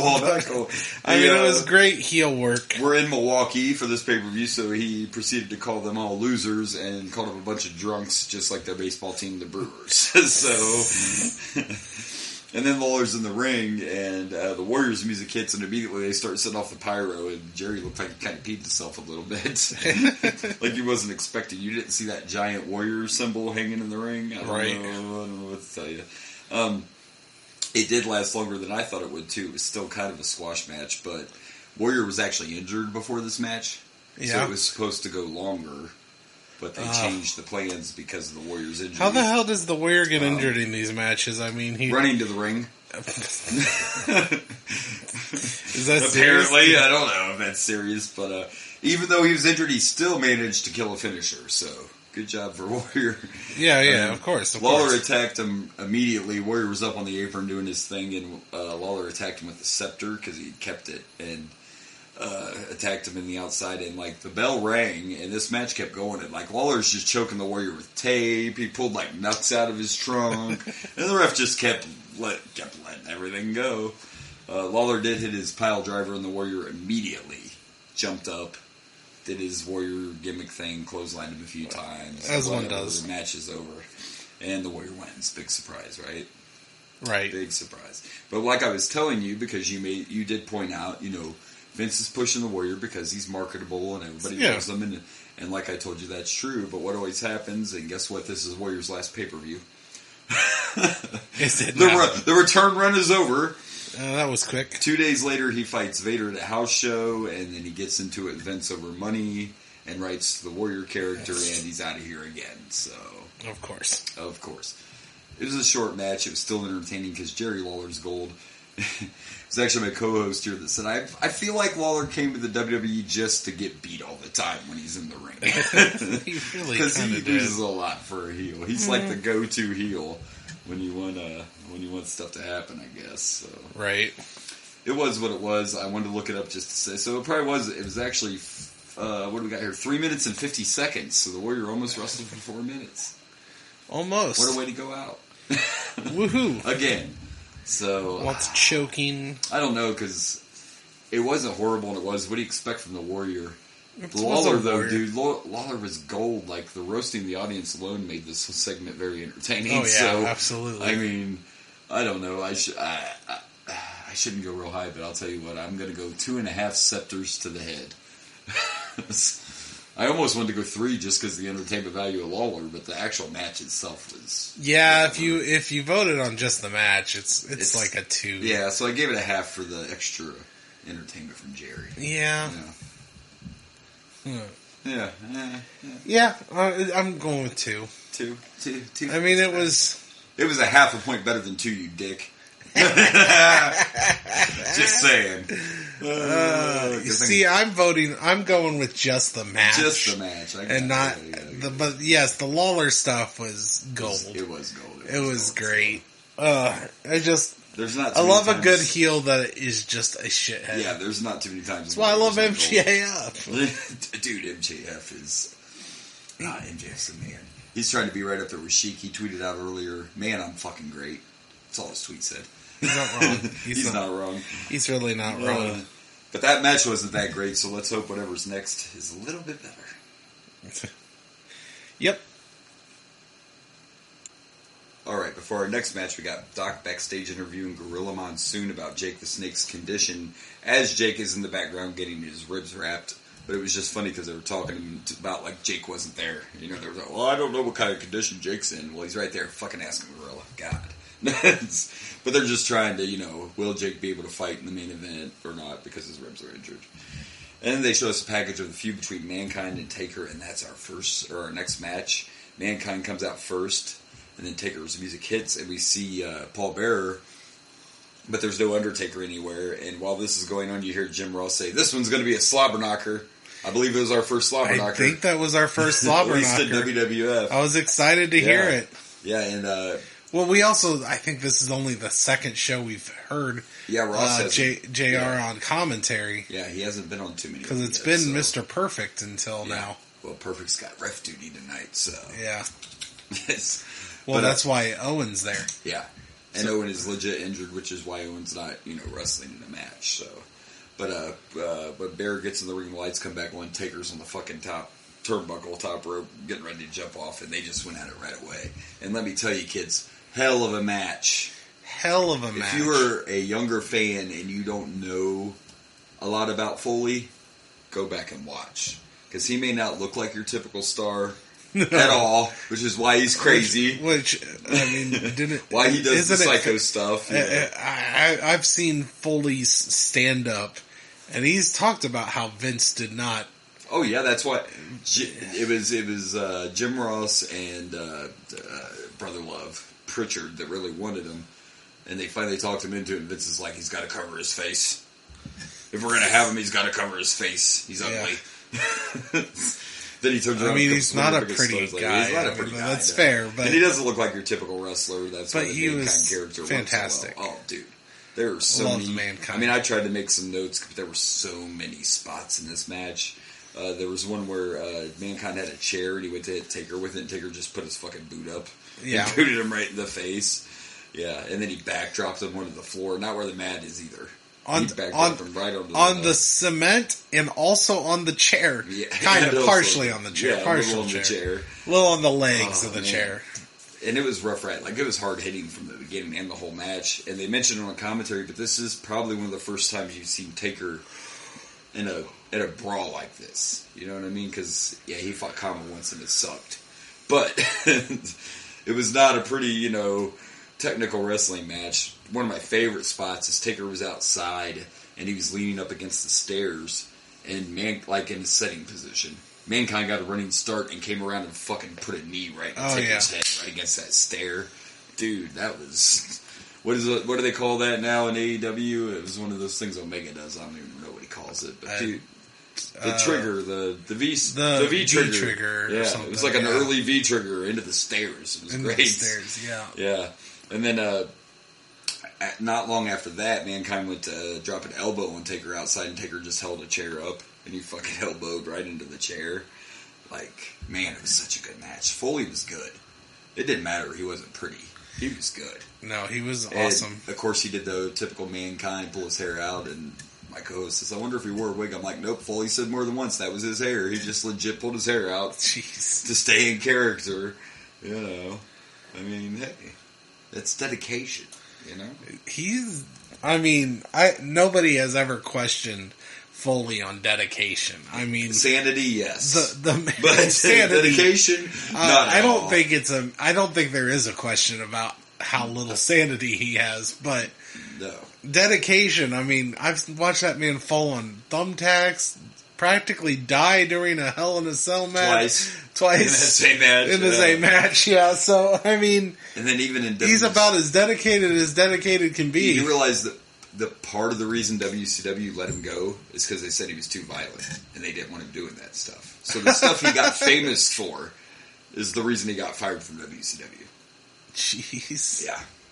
Go figure, right? That's twice they dropped the ball. We've seen 3 people that started in WCW tonight that became mega stars that they fucked up. They didn't know what to do with Mean Mark, a.k.a. The Taker. They let Stone Cold go. Yeah, and Mankind. All of them, yeah. And Undertaker's, the longest running star. Yeah, that's the thing. Probably. Like, maybe Taker hasn't held as many belts as other people, but how many people have actually had a solid 30 fucking years in the WWE? Right. And that's not his entire career, because he wrestled before that. It's amazing. But let's talk about the end. There's just one little weird thing about the end. Paul Bearer's up on the apron and he wants to hit Mankind. Well, first Mankind had the urn. He was going to hit the Taker. And when he lifted above his head, Paul Bearer snatched it back. So then Paul Bearer thinks he's going to hit Mankind, and instead he ends up hitting the Undertaker right in front of the ref. So I guess if you hit your own guy with a foreign object, it's okay. Even you were like, they're just going to let that go? The ref just is like, it's fine. I'm allowing it. I'll allow it. He's like, well, you didn't hit the other guy. So he hits Taker with the urn. Mankind applied the mandible claw, and technically Taker should win by a disqualification. That's what you would think. But and if you look it up, it was actually ruled a technical submission. A technical submission is what it says on Wikipedia. Taker did not tap. It looked like he passed out, but they didn't. If you think about it, they didn't do the arm thing. No, they didn't. Do the arm drop. I mentioned that. He didn't ask Taker if he quit. He just rang the bell. It looked like he passed out. Oh yeah, he definitely passed. Whatever, quote unquote passed out. I'm doing my quotations because you guys can see when I do that. Yeah, absolutely. That's what I believe in my eye. Yeah. Anyway, though, hell of a match. This, I think, is one of Mankind's, and we're going to see more, obviously. We haven't even got to their famous match. But this is one of Mankind's best feuds. Oh, yeah. And he's not even been there that long. I mean, you talk about starting off hot. Well, on this podcast, we've only seen him one other time, and that was coming out of a casket. At casket. So this is the first feud I've ever seen him in. Yeah. At least pay-per-view wise, this is his first feud. Yeah. It is, away. Right off the bat. I even heard Vince talking about, I guess that was part of his character when he came in, like he's specifically there to take out The Undertaker. That's why he came to the WWF, was to take out The Undertaker. So. Well, I know of at least one other match that they have in their feud, and it's one of the best matches. Well, and I know of two more because I got to experience one, because they fight at SummerSlam in the infamous Boiler Room Brawl. Oh, yes. So. Well, that match is so crazy, so insane that one of Rage's daughters was like, I don't understand how you can like this. This is way too violent. This is way too violent. Because she watched... He decided to show his children the Hell in a Cell match. That's how to get people into wrestling. And one of his kids was like, about that. Yeah. It's like, I don't want to watch people murder each other on your wrestling show, Dad. Anyway, outstanding match. I would say if, not everybody watches these along with us, and that's fine. But right now, I would say if you're going to want to watch one match from this pay-per-view, this would be it. But we're not done yet, so I shouldn't jump the gun. So far, definitely the best match we've seen tonight. And I'm going to give it 4 pieces of my hair. Of your hair? Yeah, sure. Why not? So all like small, all 4 little minute if mankind can do it, I can too. By golly. I mean, I have you don't have much more. I don't have much more, but over there.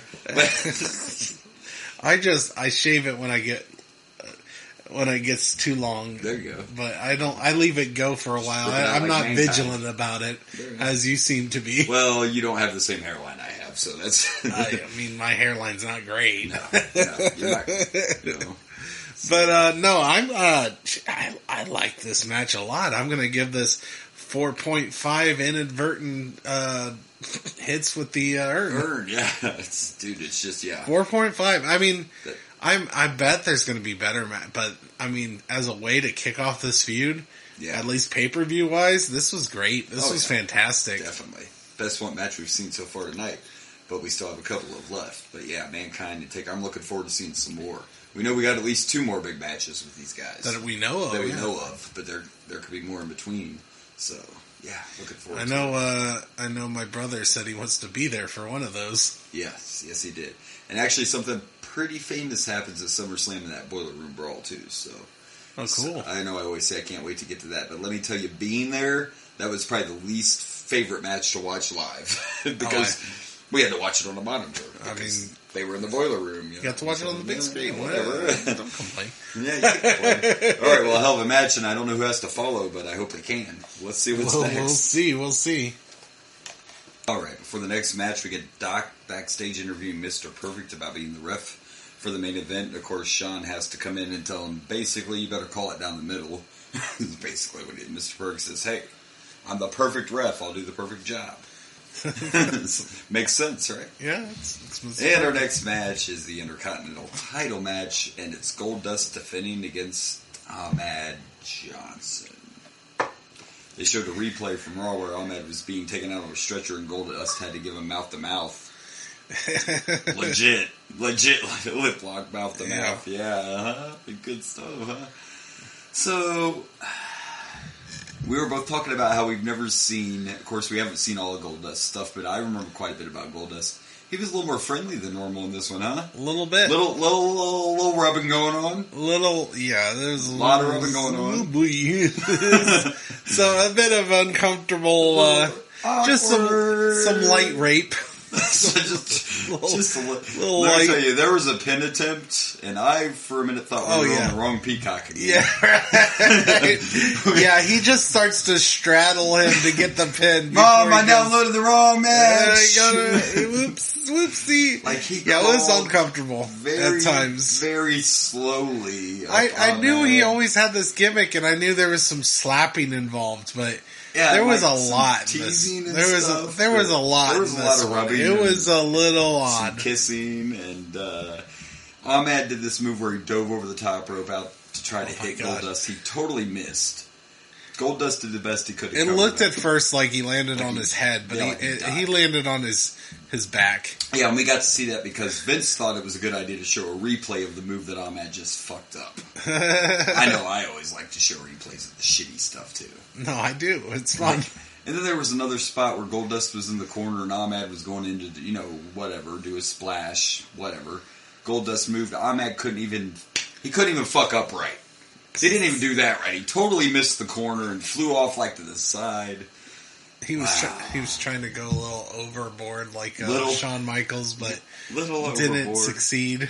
Have you kind of seen what I meant about Ahmed is like he was kind of full of himself and his britches got big too fast. I mean, it doesn't help that Vince is, sucking your ass and stuff, but he's got the look, and I'm sure does got a look. I'm sure that's what Vince liked about him. He's not totally horrible like we both talked about. His finisher's is actually pretty cool. The River Plunge. River Plunge was pretty cool. Pretty cool little, but let's talk about a few little facts about this match. One would be about not only did it happen once but twice. Ahmed was pissed off because in that stretcher sequence and in this, maybe not in this, in this match too it was supposed to happen, but all those times that Goldust went to revive Ahmed, he was supposed to put his hands between the lips and didn't do it either time. I don't know if it fits as well. So it happened on Raw, and Ahmed had to talk with him. It was like, hey, that's not what we rehearsed. And, Dustin was like, okay, you're right. That's not what we were. And then he fucking did it. That's why when Ahmed popped up, you were like, I don't think that looks like fake shots right there. No, it looked like you. Because he did it to him again after he's like, I won't do it again. Yeah, and then Ahmed. The thing is, it's kind of a dick move on Goldust's part. However, it wouldn't have worked in the match. It wouldn't have fit. That Raw thing, you could have probably pulled it off without anybody noticing. Yeah, you could have. But you would have pulled it off in the match. You would have had to do a wide camera shot or something. Like, we would have saw the hand. How would that have worked? It wouldn't look like you did anything. Right, exactly. If you're going to do that move, even though this is way before, we're and all that, Goldust, he didn't want Goldust slips on him, so I get that, but... Well, I get that as well, but you know what? You just won the fucking Intercontinental title on paper. So it's okay for the payday for unwanted. Well, apparently, if you got hush money, it is. Oh, isn't that what it's for? Yeah. Well, the Intercontinental title and the pay-per-view bonus were. I have mixed feelings about this because, on one hand, if you're going to do the hand thing, then don't fucking do it. Right. Find someone who's willing to do it. Somebody who's okay with doing it the right way. Because if you're going to do the hand, it's going to look... The fans... we suspend some disbelief. I understand, but you put your hand over them, it's not going to work. No. Plus, I can get that... Okay, you're uncomfortable to a certain extent, but we've talked about this before. Wrestling is a little bit of acting, too. And if you know Goldust is hot, which he has been since he came in, and he draws money, why the hell I'll wrestle Goldust and he can fucking give me mouth to mouth, whatever. You know what I mean? It's good for business. You're just that insecure, I guess. I know it was a little over this time. It was a little extra this time. It was very extra. There were some But apparently he didn't have a problem with the other stuff? No, it was just the kissing on the lips is the only thing that he had an issue with. There was a point the audience was chanting. We couldn't figure out what they were chanting. And you were like, I don't think we want to know what they were chanting. Because the only thing that might have worked is if he would have, cupped his hands. But that still would have looked weird. It's still stupid to me. That's the one thing you're worried about. Wasn't it a little more uncomfortable when he was crawling up you and his penis was rubbing up all on your back when you tried to cover it? Come on. I don't know. But I guess here is a little something that was a good side of this. Ahmed was actually the first black man to hold a title in WWE since Rocky Johnson and Tony Atlas in '83 when they were tag champs. So, wow. Right look, right... Okay, maybe it will come off racial, but I'm not Vince McMahon. Right look, right color... Right time. Right time. Have we even... And this is just reality, folks, because we're watching this. Other than... Because Mabel's gone. We haven't seen Kama in a minute. How many black stars are there right now? Besides Ahmed. We haven't seen anybody, as sad as that is. Yes, lately... And we bitched the crap out of Mabel. It's just... Kama, I don't think we really had... Kama will be back soon, but it'll be better when he comes back. So. Well, yeah. Because he won't be Kama, right? He won't be Kama when he comes back. He won't be Kama. He'll be Papa Shango. Papa next. Shango, yeah. I was trying to remember. Where's Papa first? Was he already Papa Shango? I don't know. I can't remember. Anyway, point is, they don't have a lot of black athletes. Ahmed had the look. Vince still liked these guys. Well, we're going to get one of the greatest here soon. Yeah. And you can tell, maybe some people think this sounds silly, you can tell Ahmed doesn't juice. He doesn't look, he's just a big guy, but that's not steroids, he's just big. Yeah, you can tell. He's just big. So he had the big look without using the juice. He was African American, you know. He does look like a star. He does look like your typical wrestler. He does, he's just not very good in the ring. He's just not that good, yeah. And it's happened more than once where Vince takes guys that just aren't ready for that. And, you know, Mabel wasn't good. Mabel was just big. I don't understand. I mean, yeah, he was big, but he didn't have the look. There's no way he looked at Vince looked at him and was like, "You're a star." Well, yeah, I can't remember at what point he was watching fucking Men on a Mission and was like, "I got a great idea. That Mabel guy? Yeah, let's have him win King of the Ring." We've had some. I mean, we haven't finished this, but you got Bret Hart, you got Owen Hart, and we all know who wins this one. And then Mabel. And fucking Mabel. Let's play which one of these doesn't belong. One of these things is not like the other. I think I know which one. We know the whole Mabel thing was just, hey, I need somebody big to put in the ring with Diesel. So he got, again, right place, right time. That wasn't an African American thing, but it was still like, I need a giant guy for fucking Diesel. So yeah. Whatever. Anyway, I don't even know what to get. My problem is, like, maybe the whole match wasn't bad, but there were a lot of bad spots. There was some bad spots. And there was a lot of uncomfortable spots. There were some uncomfortable spots. It was definitely not my favorite Goldust match. I don't know. Gosh. I'm going to give it 2 Pearl River plunges. I'm going to give this 3 uncomfortable matches. I didn't. It wasn't that it was bad. It wasn't bad. There was some weird stuff, and it was an awkward match, but and a few bad it was botches. A decent match. Yeah. I mean, and when the ending was good, I mean, the Ahmed doing that sidewalk slam was really good. That was a good spine buster, yeah. Or spine buster, I'm sorry. And then he did still nail his Pearl River plunge, which wasn't easy because Dustin's so tall. Yeah, Pearl River plunge was really good. Yeah. So I because for those of you that don't know it and haven't seen it, he underhooks their arms almost like you would for a pedigree, and then pulls them up into almost like a powerbomb position and then drops them down. So that it's like a flip powerbomb. Yeah. And to do it with Dustin was pretty tall, so and he nailed it good, yeah. It was, and it looks devastating. But I mean, I'm looking at these and look at the other 2 matches, and this is definitely better than those, in my opinion. We haven't really had a crap match. I mean, Warrior was short. It was, you know. Warrior was a Warrior match. I mean, it was a Warrior match. Yeah, it was a little longer than a Warrior match, but it was a Warrior match. A little longer. A little long. But yeah, so there you go. The only real issue Ahmed had was the kissing. He didn't care about the butt rubbing and the ass slapping. So he was fine with all that. But I get it. But you know, it is what it is, right? It is what it is. He's got the IC title. I guess my only thing about that is if you had an issue with that, you should have put somebody else in that position. Yeah, exactly. Because honestly, I wouldn't want you to do that if you're gonna make it look that fake. Yeah. If it's not gonna, like, you want that shock value, you can't have the shock value and do it. And if you don't have the shock value, like, you would have killed the character. You would have killed Goldust trying to fake that. Yeah. And you don't want to kill the character.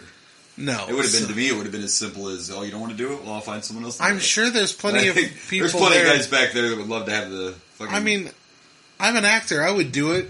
Or I'm not an actor, but... Of course, we all know if he wouldn't have pissed him off, Triple H would have won the King of the Ring. But like Triple H, you're telling me he would have... Fuck, he would have let Goldust kiss him to get that intercontinental. Who the hell cares? Right. Do what you're supposed to do for the boss. But we know Triple H did a no-no at a house show, so he's not even on here now. No, he's But he was supposed to win this one. He was supposed to win this. You that don't know, but he did the famous curtain call at Madison Square Garden with Scott Hall and Kevin Nash and pissed Vince Wasn't off. that like their last...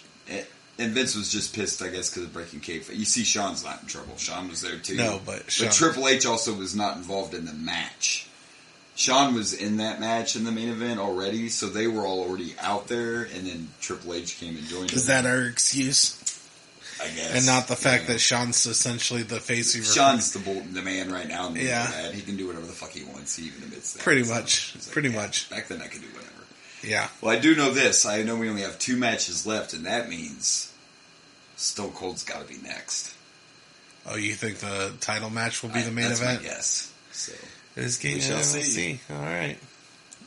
So before the next match, we get a commercial for our next In Your House, which is the international incident, but for some reason that involves aliens. Illegal ones? And pretty sure there's an anal probe in there, too. That's not what illegal aliens normally do. You wake up on the operating table in the UFO, that's usually not where you want to be. But yeah, you're like, there probably was Vince's subtle hint. He's like, just throw aliens in there. Yeah. All right, whatever. And then before that, I actually forgot this. There's so much happens on this King of the Ring. We get, maybe not our first, but as far as we know, we get the first appearance of Brian Pillman. Yeah. I used to love Brian Pillman as a kid. And now the thing was, and I don't know if you watched The Dark Side of the Ring on Brian or not, but he comes out on crutches, and the reason is he literally, right after he signs this contract with WWE, he gets into a car crash and almost loses his life. Like, he almost died in the car crash. So it makes me wonder if he was supposed to be on this pay-per-view. Maybe, but yeah, I mean, they legit had just signed him, and then he get in a car crash, and they told him he probably never wrestle again. But it was a bad one. He took too many pills, drank too many alcohol, fell asleep, car rolled over several times. Like, it was a really bad accident. But he came out, and surely Vince must have just been like, say whatever the hell you want. He mentioned how Jeffrey Dahmer tried to eat the whole state. Oh. This was a line from Brian Pillman, folks. Wow. I can see why Dahmer tried to eat his way through your state. And we haven't even quite hit the Attitude Era yet. No. We all know what happens then.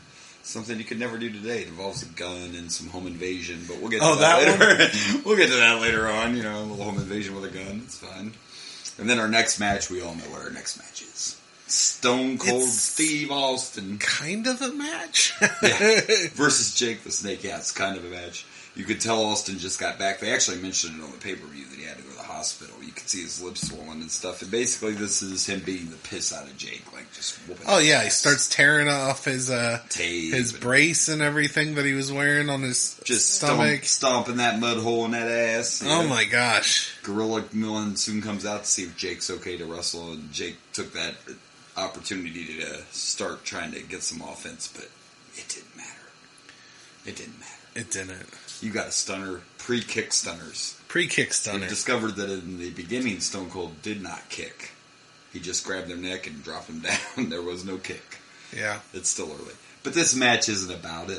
Yeah, he wins. This match is about when he gets on the stage and does his post-match. It makes it hard to rate this match. Because the match itself was just a mud hole stomping. It really was. There wasn't anything. A blow-off, yeah. There wasn't anything to it. But this moment, oh my God, this is what I was waiting for.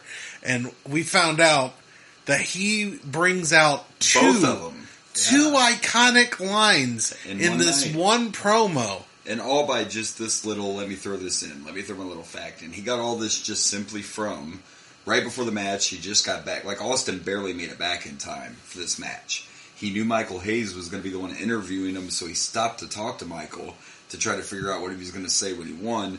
And Michael let Stone Cold know that, the whole promo Jake gave was all about his faith and God saved him and all that.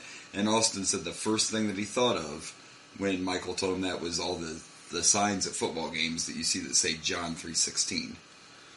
I didn't know there was a lot of signs.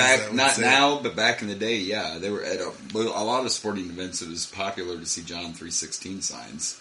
And that's the first thing Austin thought of when he said religion. And there you go. Just that little conversation led to that whole segment we just heard. That whole iconic moment. But we didn't just get Austin 3:16 means I just whooped your ass. We also got, because that's the bottom line, because Stone Cold said so. Yeah. We got both. I mean, this is tough. We don't normally rank by the entire segment. Yeah. I mean, if I'm going to go by the entire segment, this is like a totally 5. Different. This is a 5. It would be a 5. I mean, the segment was fantastic, but if you go by just the match, it's like a 1.5. Yeah, we could technically call it a squash match. I mean, it was 4 minutes. You know, this is tough. I don't know how to rank this. Tough. It wasn't really a match. I mean, and it's not that it wasn't entertaining. I guess 1.5 is a little too low. That is a little. It's just there wasn't much. It was just Stone Cold just beating the unholy hell out of Jake. He does try get a little bit of offense, and then tries for the DDT and doesn't succeed because the whole thing is built around his story. So, and then Stone Cold gets the stunner, and then game over. But it was just literally Stone Cold beating the unholy hell out of Jake. But the story of this is a good story too. And there's a reason. There's a reason for it. He got his ass whipped, yeah. There's a reason for it. I don't think you can rate this without thinking of what happens afterwards. Right. And I'm going to give it a 4.5. Wow, he's... Austin 316s. I mean, it is Austin 316s. Only because this is the one time I'm doing the segment afterwards. Because the match, normally a squash match, I don't even bother rating. Right. But that's what this was. This was straight up a squash match. There was one small bit of offense, but other than that, this was just, I mean, I wouldn't have surprised if Gorilla Monsoon actually did just call. Other than the fact that I do know, based on some promo art that I've seen, that a stunner happens to Jake. If I didn't see that, I would have thought that the match was going to get stopped. Yeah, get that's stopped. What I would have thought too. Yeah, that was it. It was just going to be, sorry, you whooped his ass. Too bad he can't keep going. So yeah, I'm going to go overall too. We can do what we want anyway, and besides, a match doesn't always have to be about length. And most of the time we're like, it's a squash match, but this one made sense because it was telling a story. It was set up by Vader destroying Jake earlier. And I'm going to give it a 4. I'm going to give it a 4. Yeah, the moment's just iconic. It's a huge moment. It's so iconic. And even watching it. And it was even more iconic than I thought. Because like I said, I wasn't expecting because Stone Cold said so line as well. Yeah, I forgot about that. I'm so excited what we're going to get from more Stone Cold. Yeah. Because he hasn't started the fingers. He hasn't started the Budweisers. He hasn't even started kicking before he gets the stunner. And all that's going to be added. And who would have ever thought, at least back in the day, that Michael P.S. Hayes had so much to do with some of the biggest shit Stone Cold did, like his finisher. He didn't technically feed him this line, but he helped him out by letting him know what Jake said because Austin was in the hospital. He didn't get to fairness, I mean, maybe Austin comes up with that on his own if he was able to watch while he was in the hospital. Michael P.S. Hayes is just very creative, and he's done a lot behind the scenes. People just don't. It's not like hospitals have they weren't have pay-per-view to a show, and it's also not like the internet's still new. I'm sure he didn't have a smartphone. He didn't have a little smartphone to watch it on his thing. There wasn't a WWE network. Yeah, no, even though he's a big star, I don't know how you get that. I don't even know if you can't get that info. Yeah, you can't do that. So. But yeah, what a moment. What a moment in wrestling. And right before then to see, I almost got goosebumps when Pillman was walking out and Austin was walking in and they just gave each other a look. Yeah. Like you guys. Because we got a feud coming here. Plus they were, I knew their WCW history. They were a tag team there. And, now I'm curious because he already is calling for the belt. I'm curious of two major things after this. Okay. First, how quick was it until Stone Cold started getting close to the title? And the second one is all these King of the Ring guys have really melted the King of the Ring afterwards. Austin won't. Yeah. Austin won't? You noticed he didn't even put on the fucking... He's not wearing no crowners. Okay. Now, he might mention it, but he never wears the shit. Oh, if that's what you're thinking, yeah. No, nothing? You noticed he didn't put it on the stage. I guess he didn't. No, he didn't. Because again, like I told you about his black trunk thing, it wouldn't fit his character. He's Stone Cold. That's fair. That's fair. Crown. I'm fucking Stone Cold. That's fair. All right. Well, we know all we got is this main event left, and let's hope that this is better than the match they had at In Your House. Because I know that somebody wasn't very good. Picked it as the worst match of the night. I did. Yeah. So let's hope they can redeem themselves. Maybe. Okay. All right, well, next we get our main event. And of course, they showed us a little package of what happened in the last pay-per-view, but it's Shawn versus Davey again, with Mr. Perfect as special referee, but he's the outside referee. And it was kind of weird because Perfect didn't really do anything. Sorry. You're fine. You're very professional about it. Perfect didn't really do anything, so that was kind of weird he was even out there. It's not even that he didn't do anything. When he had the chance, he didn't do anything. Yeah. And then at the end, he tried to do the pin. The proper thing. The proper thing. I mean, not really the proper thing because he was the outside ref. Why was he going in to do a count? But he went in to try to count Shawn Michaels' pin. Yeah. So Perfect being there was weird. And then they did nothing else with it. Like, Owen kind of talked to him for a second, but that was it. There was no, it was a little weird. They announced that 3-on-3 match for International Incident. I thought maybe that was a face turn by Perfect. Right. And, of course, they mentioned Warrior's going to be in it, but we know he's not. Wah, wah, wah. False advertising. Not going to happen. Well, this one, though, definitely way better than the last time, these two men. I don't know if Davey Boy was off his game last time, but, yeah, this definitely blew the last one away. It was hard-hitting, had a lot of cool spots. Davey Boy hit a power bomb that was just ridiculous. Oh, yeah. That power bomb was intense. That looked painful because normally, you land on your back. It felt like it still was on his back, but he came down hard. It was just harder than usual. And then he did a superplex off the top rope. Yeah. He didn't follow through. He literally threw him over his shoulder. Yeah, which was something a little different. And Shawn Michaels went flying. This was a brutal match. It was very hard hitting. And a lot of fast sequences towards the end, too, that made it really, really slick. When Shawn kind of tried to send Davey Boy off and hit him with a super kick, and Davey Boy just grabbed the rope to avoid it. But, yeah, very hard hitting.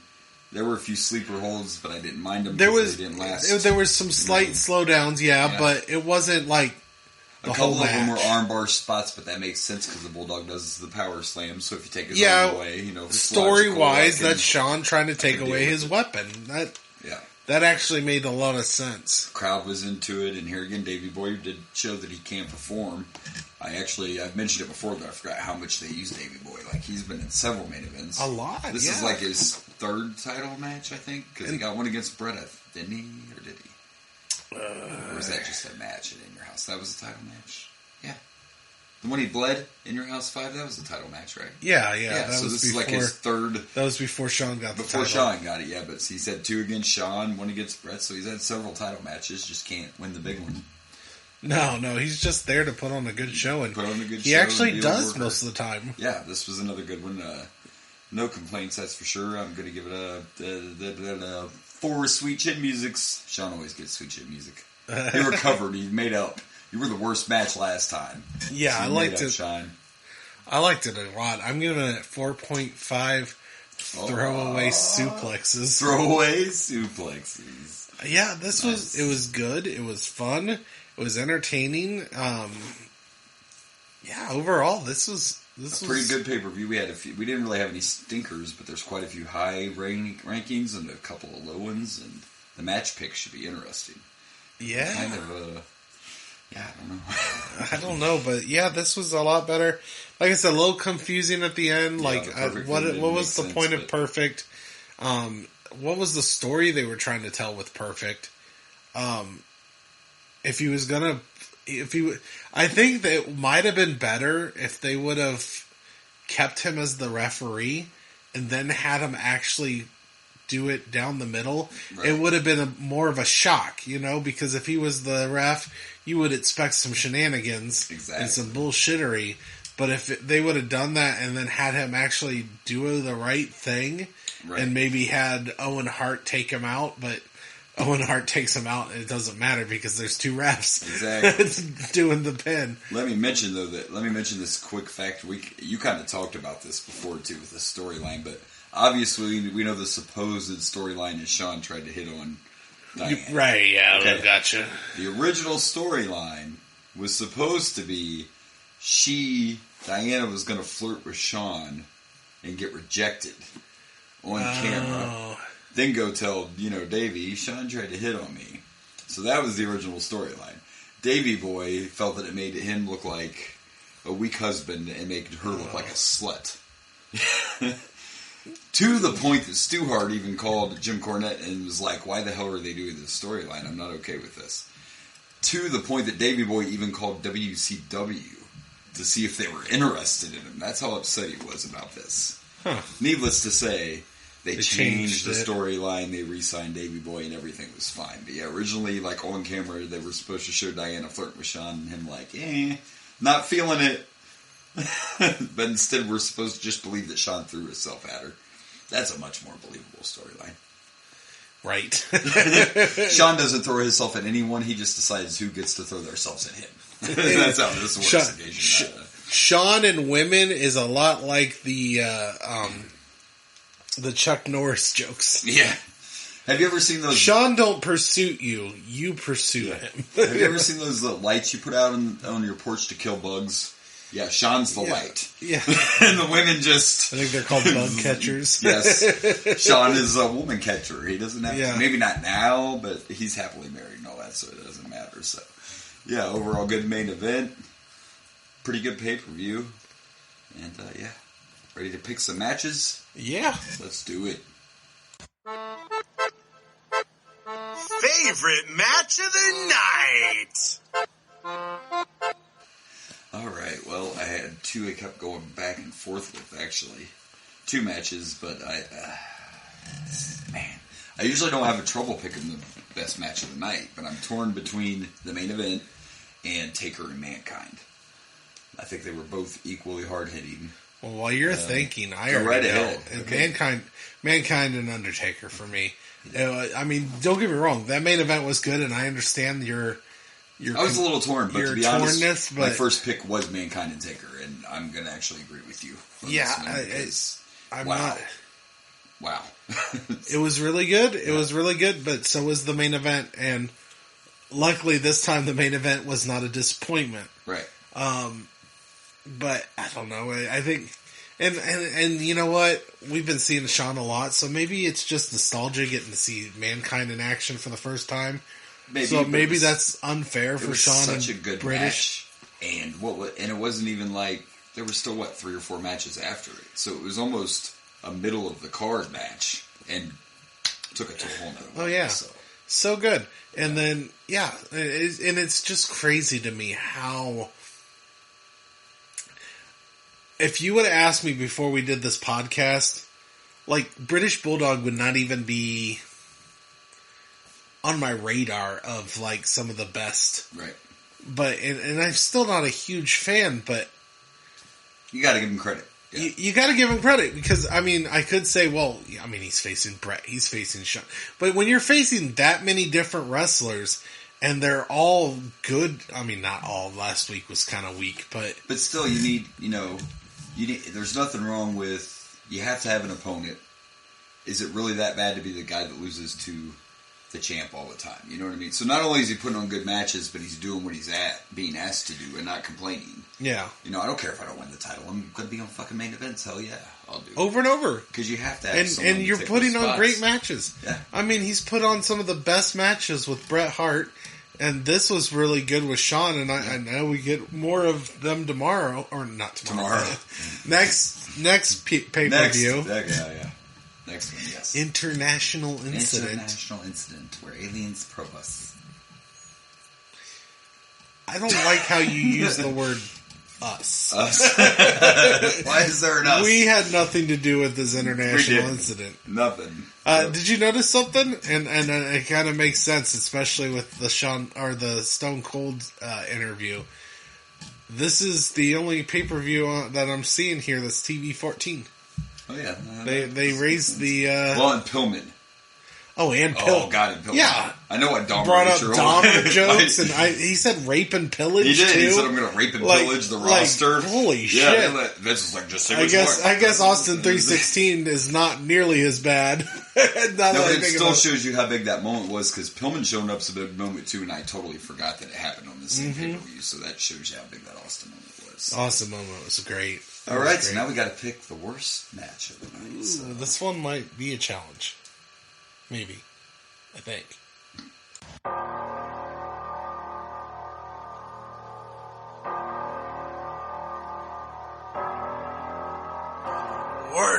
match of the night. Alright, so worst match of the night. I thought I was going to have trouble with, but I looked back, and technically we can't. Normally we're like, we don't rank, squash matches, blah, blah. But really there were 3 matches that could have been considered squash matches on this pay-per-view, 4 minutes or less. Yeah. So I'm just going to go ahead and go with the ultimate word, Jerry Lawler. Even though the talk was entertaining, I mean, come on, that wasn't, I understand, and I was I'm considering going with the Austin versus Jake the Snake. The actual match itself, yeah, because the moment's fantastic, but the match itself was, at least the Warrior Jerry the King Lawler, there was a little bit. Jerry the King Lawler just goes in and with the chokes and everything. Right. So there's a little bit more to that one where Jake the Snake was just a he got that ass whooped, too. He just got, and it's not that I hated it. Yeah, I'm going to go with Austin Jake. Which is fine, because it just wasn't. Because when it comes down to it, no one really. I bet if we surveyed a lot of people, they wouldn't even remember who Austin beat to be King of the Ring. You know what I mean? That match is irrelevant in the history of this King of the Ring. Right. It's all about that moment with Austin on stage. But that moment was fantastic. And you're right, it wasn't really much of a match. I guess I just enjoyed seeing Stone Cold put a mud hole open in that ass. So yeah, I can't argue with that. Yeah.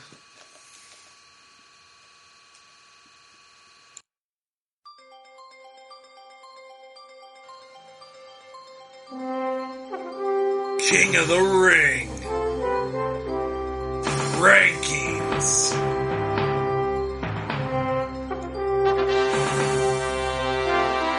Alright, so we're actually going to rank the King of the Rings now. That hasn't been done yet, and we're now on the 4th King of the Ring. So it wasn't too hard for me to throw this together, if I can just find it. Okay, here we go. So these are my King of the Ring rankings, and I'm going to start. I'm actually going to do it the King of the Ring the way you usually do, and I'll go worst to favorite. So my least favorite King of the Ring would be King of the Ring 95, Mabel. Understood. Easily. I put this King of the Ring 96 at number 3. At number 2, I have the first King of the Ring that Brett won, and my favorite is actually 94. Really? The second King of the Ring that was won by Owen Hart. Huh. Yeah. We're going to have vastly different. Vastly. Because my least favorite was Mabel, obviously. So on that one, yeah. That was terrible. Then number 2 with Owen. 1 with Brett, and this was my favorite. You had 2 amazing matches and one of the best moments in King of the Ring history with this, and I can't tell you another iconic moment from a King of the Ring. Yeah. I can tell you this one, though. Right. I know this one is here. It's got the best iconic moment. It had that Mankind Undertaker match, which was great. Really good, yeah. It had a really good Shawn Michaels and Bret Hart. There were some bad ones, sure, but none of them were like, no, they were real stink. I hate that I'm watching this bad. Oh yeah, they were none that bad. That's for sure. So yeah, this was. I'm actually shocked because I expected both of us to have this as our top one, and I'm really confused how did the Owen and the Bret one? I want to know. Because I can tell you exactly why this is my top one. Right. You have 2 great matches and an amazing iconic moment. How did Brett... Part of it because I threw them together really quickly. Fair enough, okay. We didn't pre-discuss it, so that was part of it. I get it. And I guess my original thought was with those 2, this was the first one where you didn't get... There were amazing matches. But there again, it's just that little old school part of me I would have liked to have more... Of the King of the Ring? Matches. So it was something that simple, really. And we did it kind of quickly. Like I said, so I threw it together again. I guess if you look at it that way, sure. Yeah. But nothing could top the I felt like the moments... Sure. They may not have been King of the Ring matches, but they had some great matches in this one. Oh, for sure. I can't argue that. And then, like I said, I don't think there's going to be a more iconic moment on a King of the Ring than this moment here. No, I'm pretty sure there will not be. And actually, I bet if you scrolled up there, like the actual King of the Ring pay-per-views, I don't remember how long it lasted. It doesn't last, No, but they come back. They come back on TV, but as far as the actual paper, we're being very professional here, folks. Okay? We're just trying to figure out when the last King of the Ring pay-per-view was. Oh, wow, it went that far, huh? Is there another one up there? Oh, it went farther than I thought. So that one, though, is actually... No, that is a real one, too. So until 2002. Wow. 2002. I didn't realize they had that many of them. Yeah. So, nice. Okay, well. Sweet. After that, it disappears for a while, and they bring it back on, TV. Yeah. But not as a pay-per-view anymore, so. All right. I was kind of hoping that Triple H would bring it back as a pay-per-view, but well, now we don't who knows know if what's we're going to have happen now, anymore. Yeah, it's going to be King of the Camel. Oh, jeez. That was probably not appropriate, was it? No, oh, boy. You're going to upset some of our international fans that we don't have. Well, that's only like 3% of the audience. Yeah, so that's we'll be fair. Okay. And I'm hoping they're Davey Boy fans, so they'll really love us. Who knows? All right, well, we survived another one. We made it through King of the Ring. Survived. This was a good pay-per-view. So almost didn't, because, Boomer over here is trying to start another international incident, which is what we will do next week. Nice segue. I like that. You're welcome. Look at this guy. I'm here for you. I'm here for you. Yeah, so we watched a pay-per-view. We ranked. We picked some matches. I guess it's time to plug some pluggables. Where can they find you? You can find me on Dragon Blazer Productions on the Facebook, the Instagram, the YouTube, and the TikToks. And you can also find me on Dragon Blazer Pro on the Twitters. The Twitter. And you can find and watch the Rage and Blaze YouTube page. Slowly but surely. I was listening to doing the editing for WrestleMania 6. Said that was our 20th episode. Now, I don't have 20 episodes because I've been putting them together. But that's 20 episodes that I've essentially edited. Because even though I haven't made 20 episodes on YouTube, I've edited 20 episodes because I've had to put them together. Another thing, and I have to figure it out, but apparently, I don't know if you got this notification, but Yahoo, or not Yahoo. I'm going old school. I was thinking Yahoo Messenger. Holy shit. I haven't used Yahoo Messenger. I don't even know if that's even a thing anymore. Holy shit. I want to kind of go see if it's still available. Anyways, but Facebook Messenger, which replaced Yahoo Messenger essentially, apparently on groups and pages or whatever, you can start having your own, people can call. Kind of like how we have the groups now. Oh, I gotcha. So people might be able to, once we get that figured out, you might be able to contact us through a number. Nice.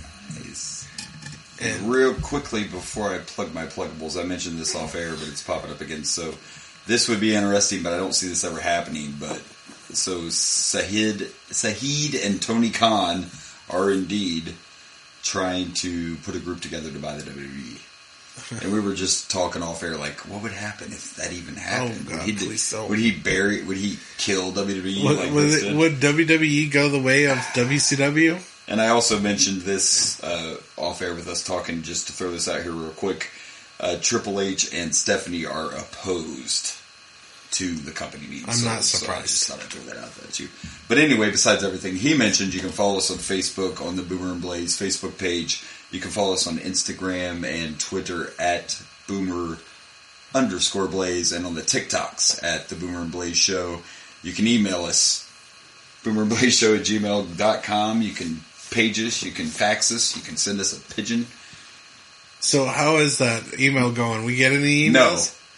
Of course. I'm getting junk email, like spam. Oh, cool. Well, at least you're getting something. You're not bored. And then I get notifications of why the hell do you have this box open for? No, I'm just kidding. Any Nigerian princes that you can save. Or more likely, I found your email and you're so sexy. I have to remember what this world's like because I'm not made for this world. and when I were doing all my Titanic and the ship sinking posts and everything, I sent out a tweet today, and they always show you what's trending. And I was making a TikTok. Okay. And they always show you what's trending. And I went to make it, and this trending stuff popped up, and one of them was just these Arab, like Arabic letters, and I had no idea what it said, and I almost just wanted to put that on my TikTok. Like, that's trending. I don't know. Could say that's trending. Could say fuck America, but I don't know. Could be like WWE's coming our way. I don't know what that says. Right. I almost did. I was that close. I mean, we tagged Vince McMahon and shit. We don't care. Didn't get any response, but we tried. We're trying to go viral, people. We're trying. We're failing miserably. Maybe next week we're we'll trying. be viral. Who knows? We're trying. And hopefully you'll join us. But until then, this has been the Boomer Blaze Show. I am Boomer. And I'm Blaze. And good night from Dragon Blazer Studios.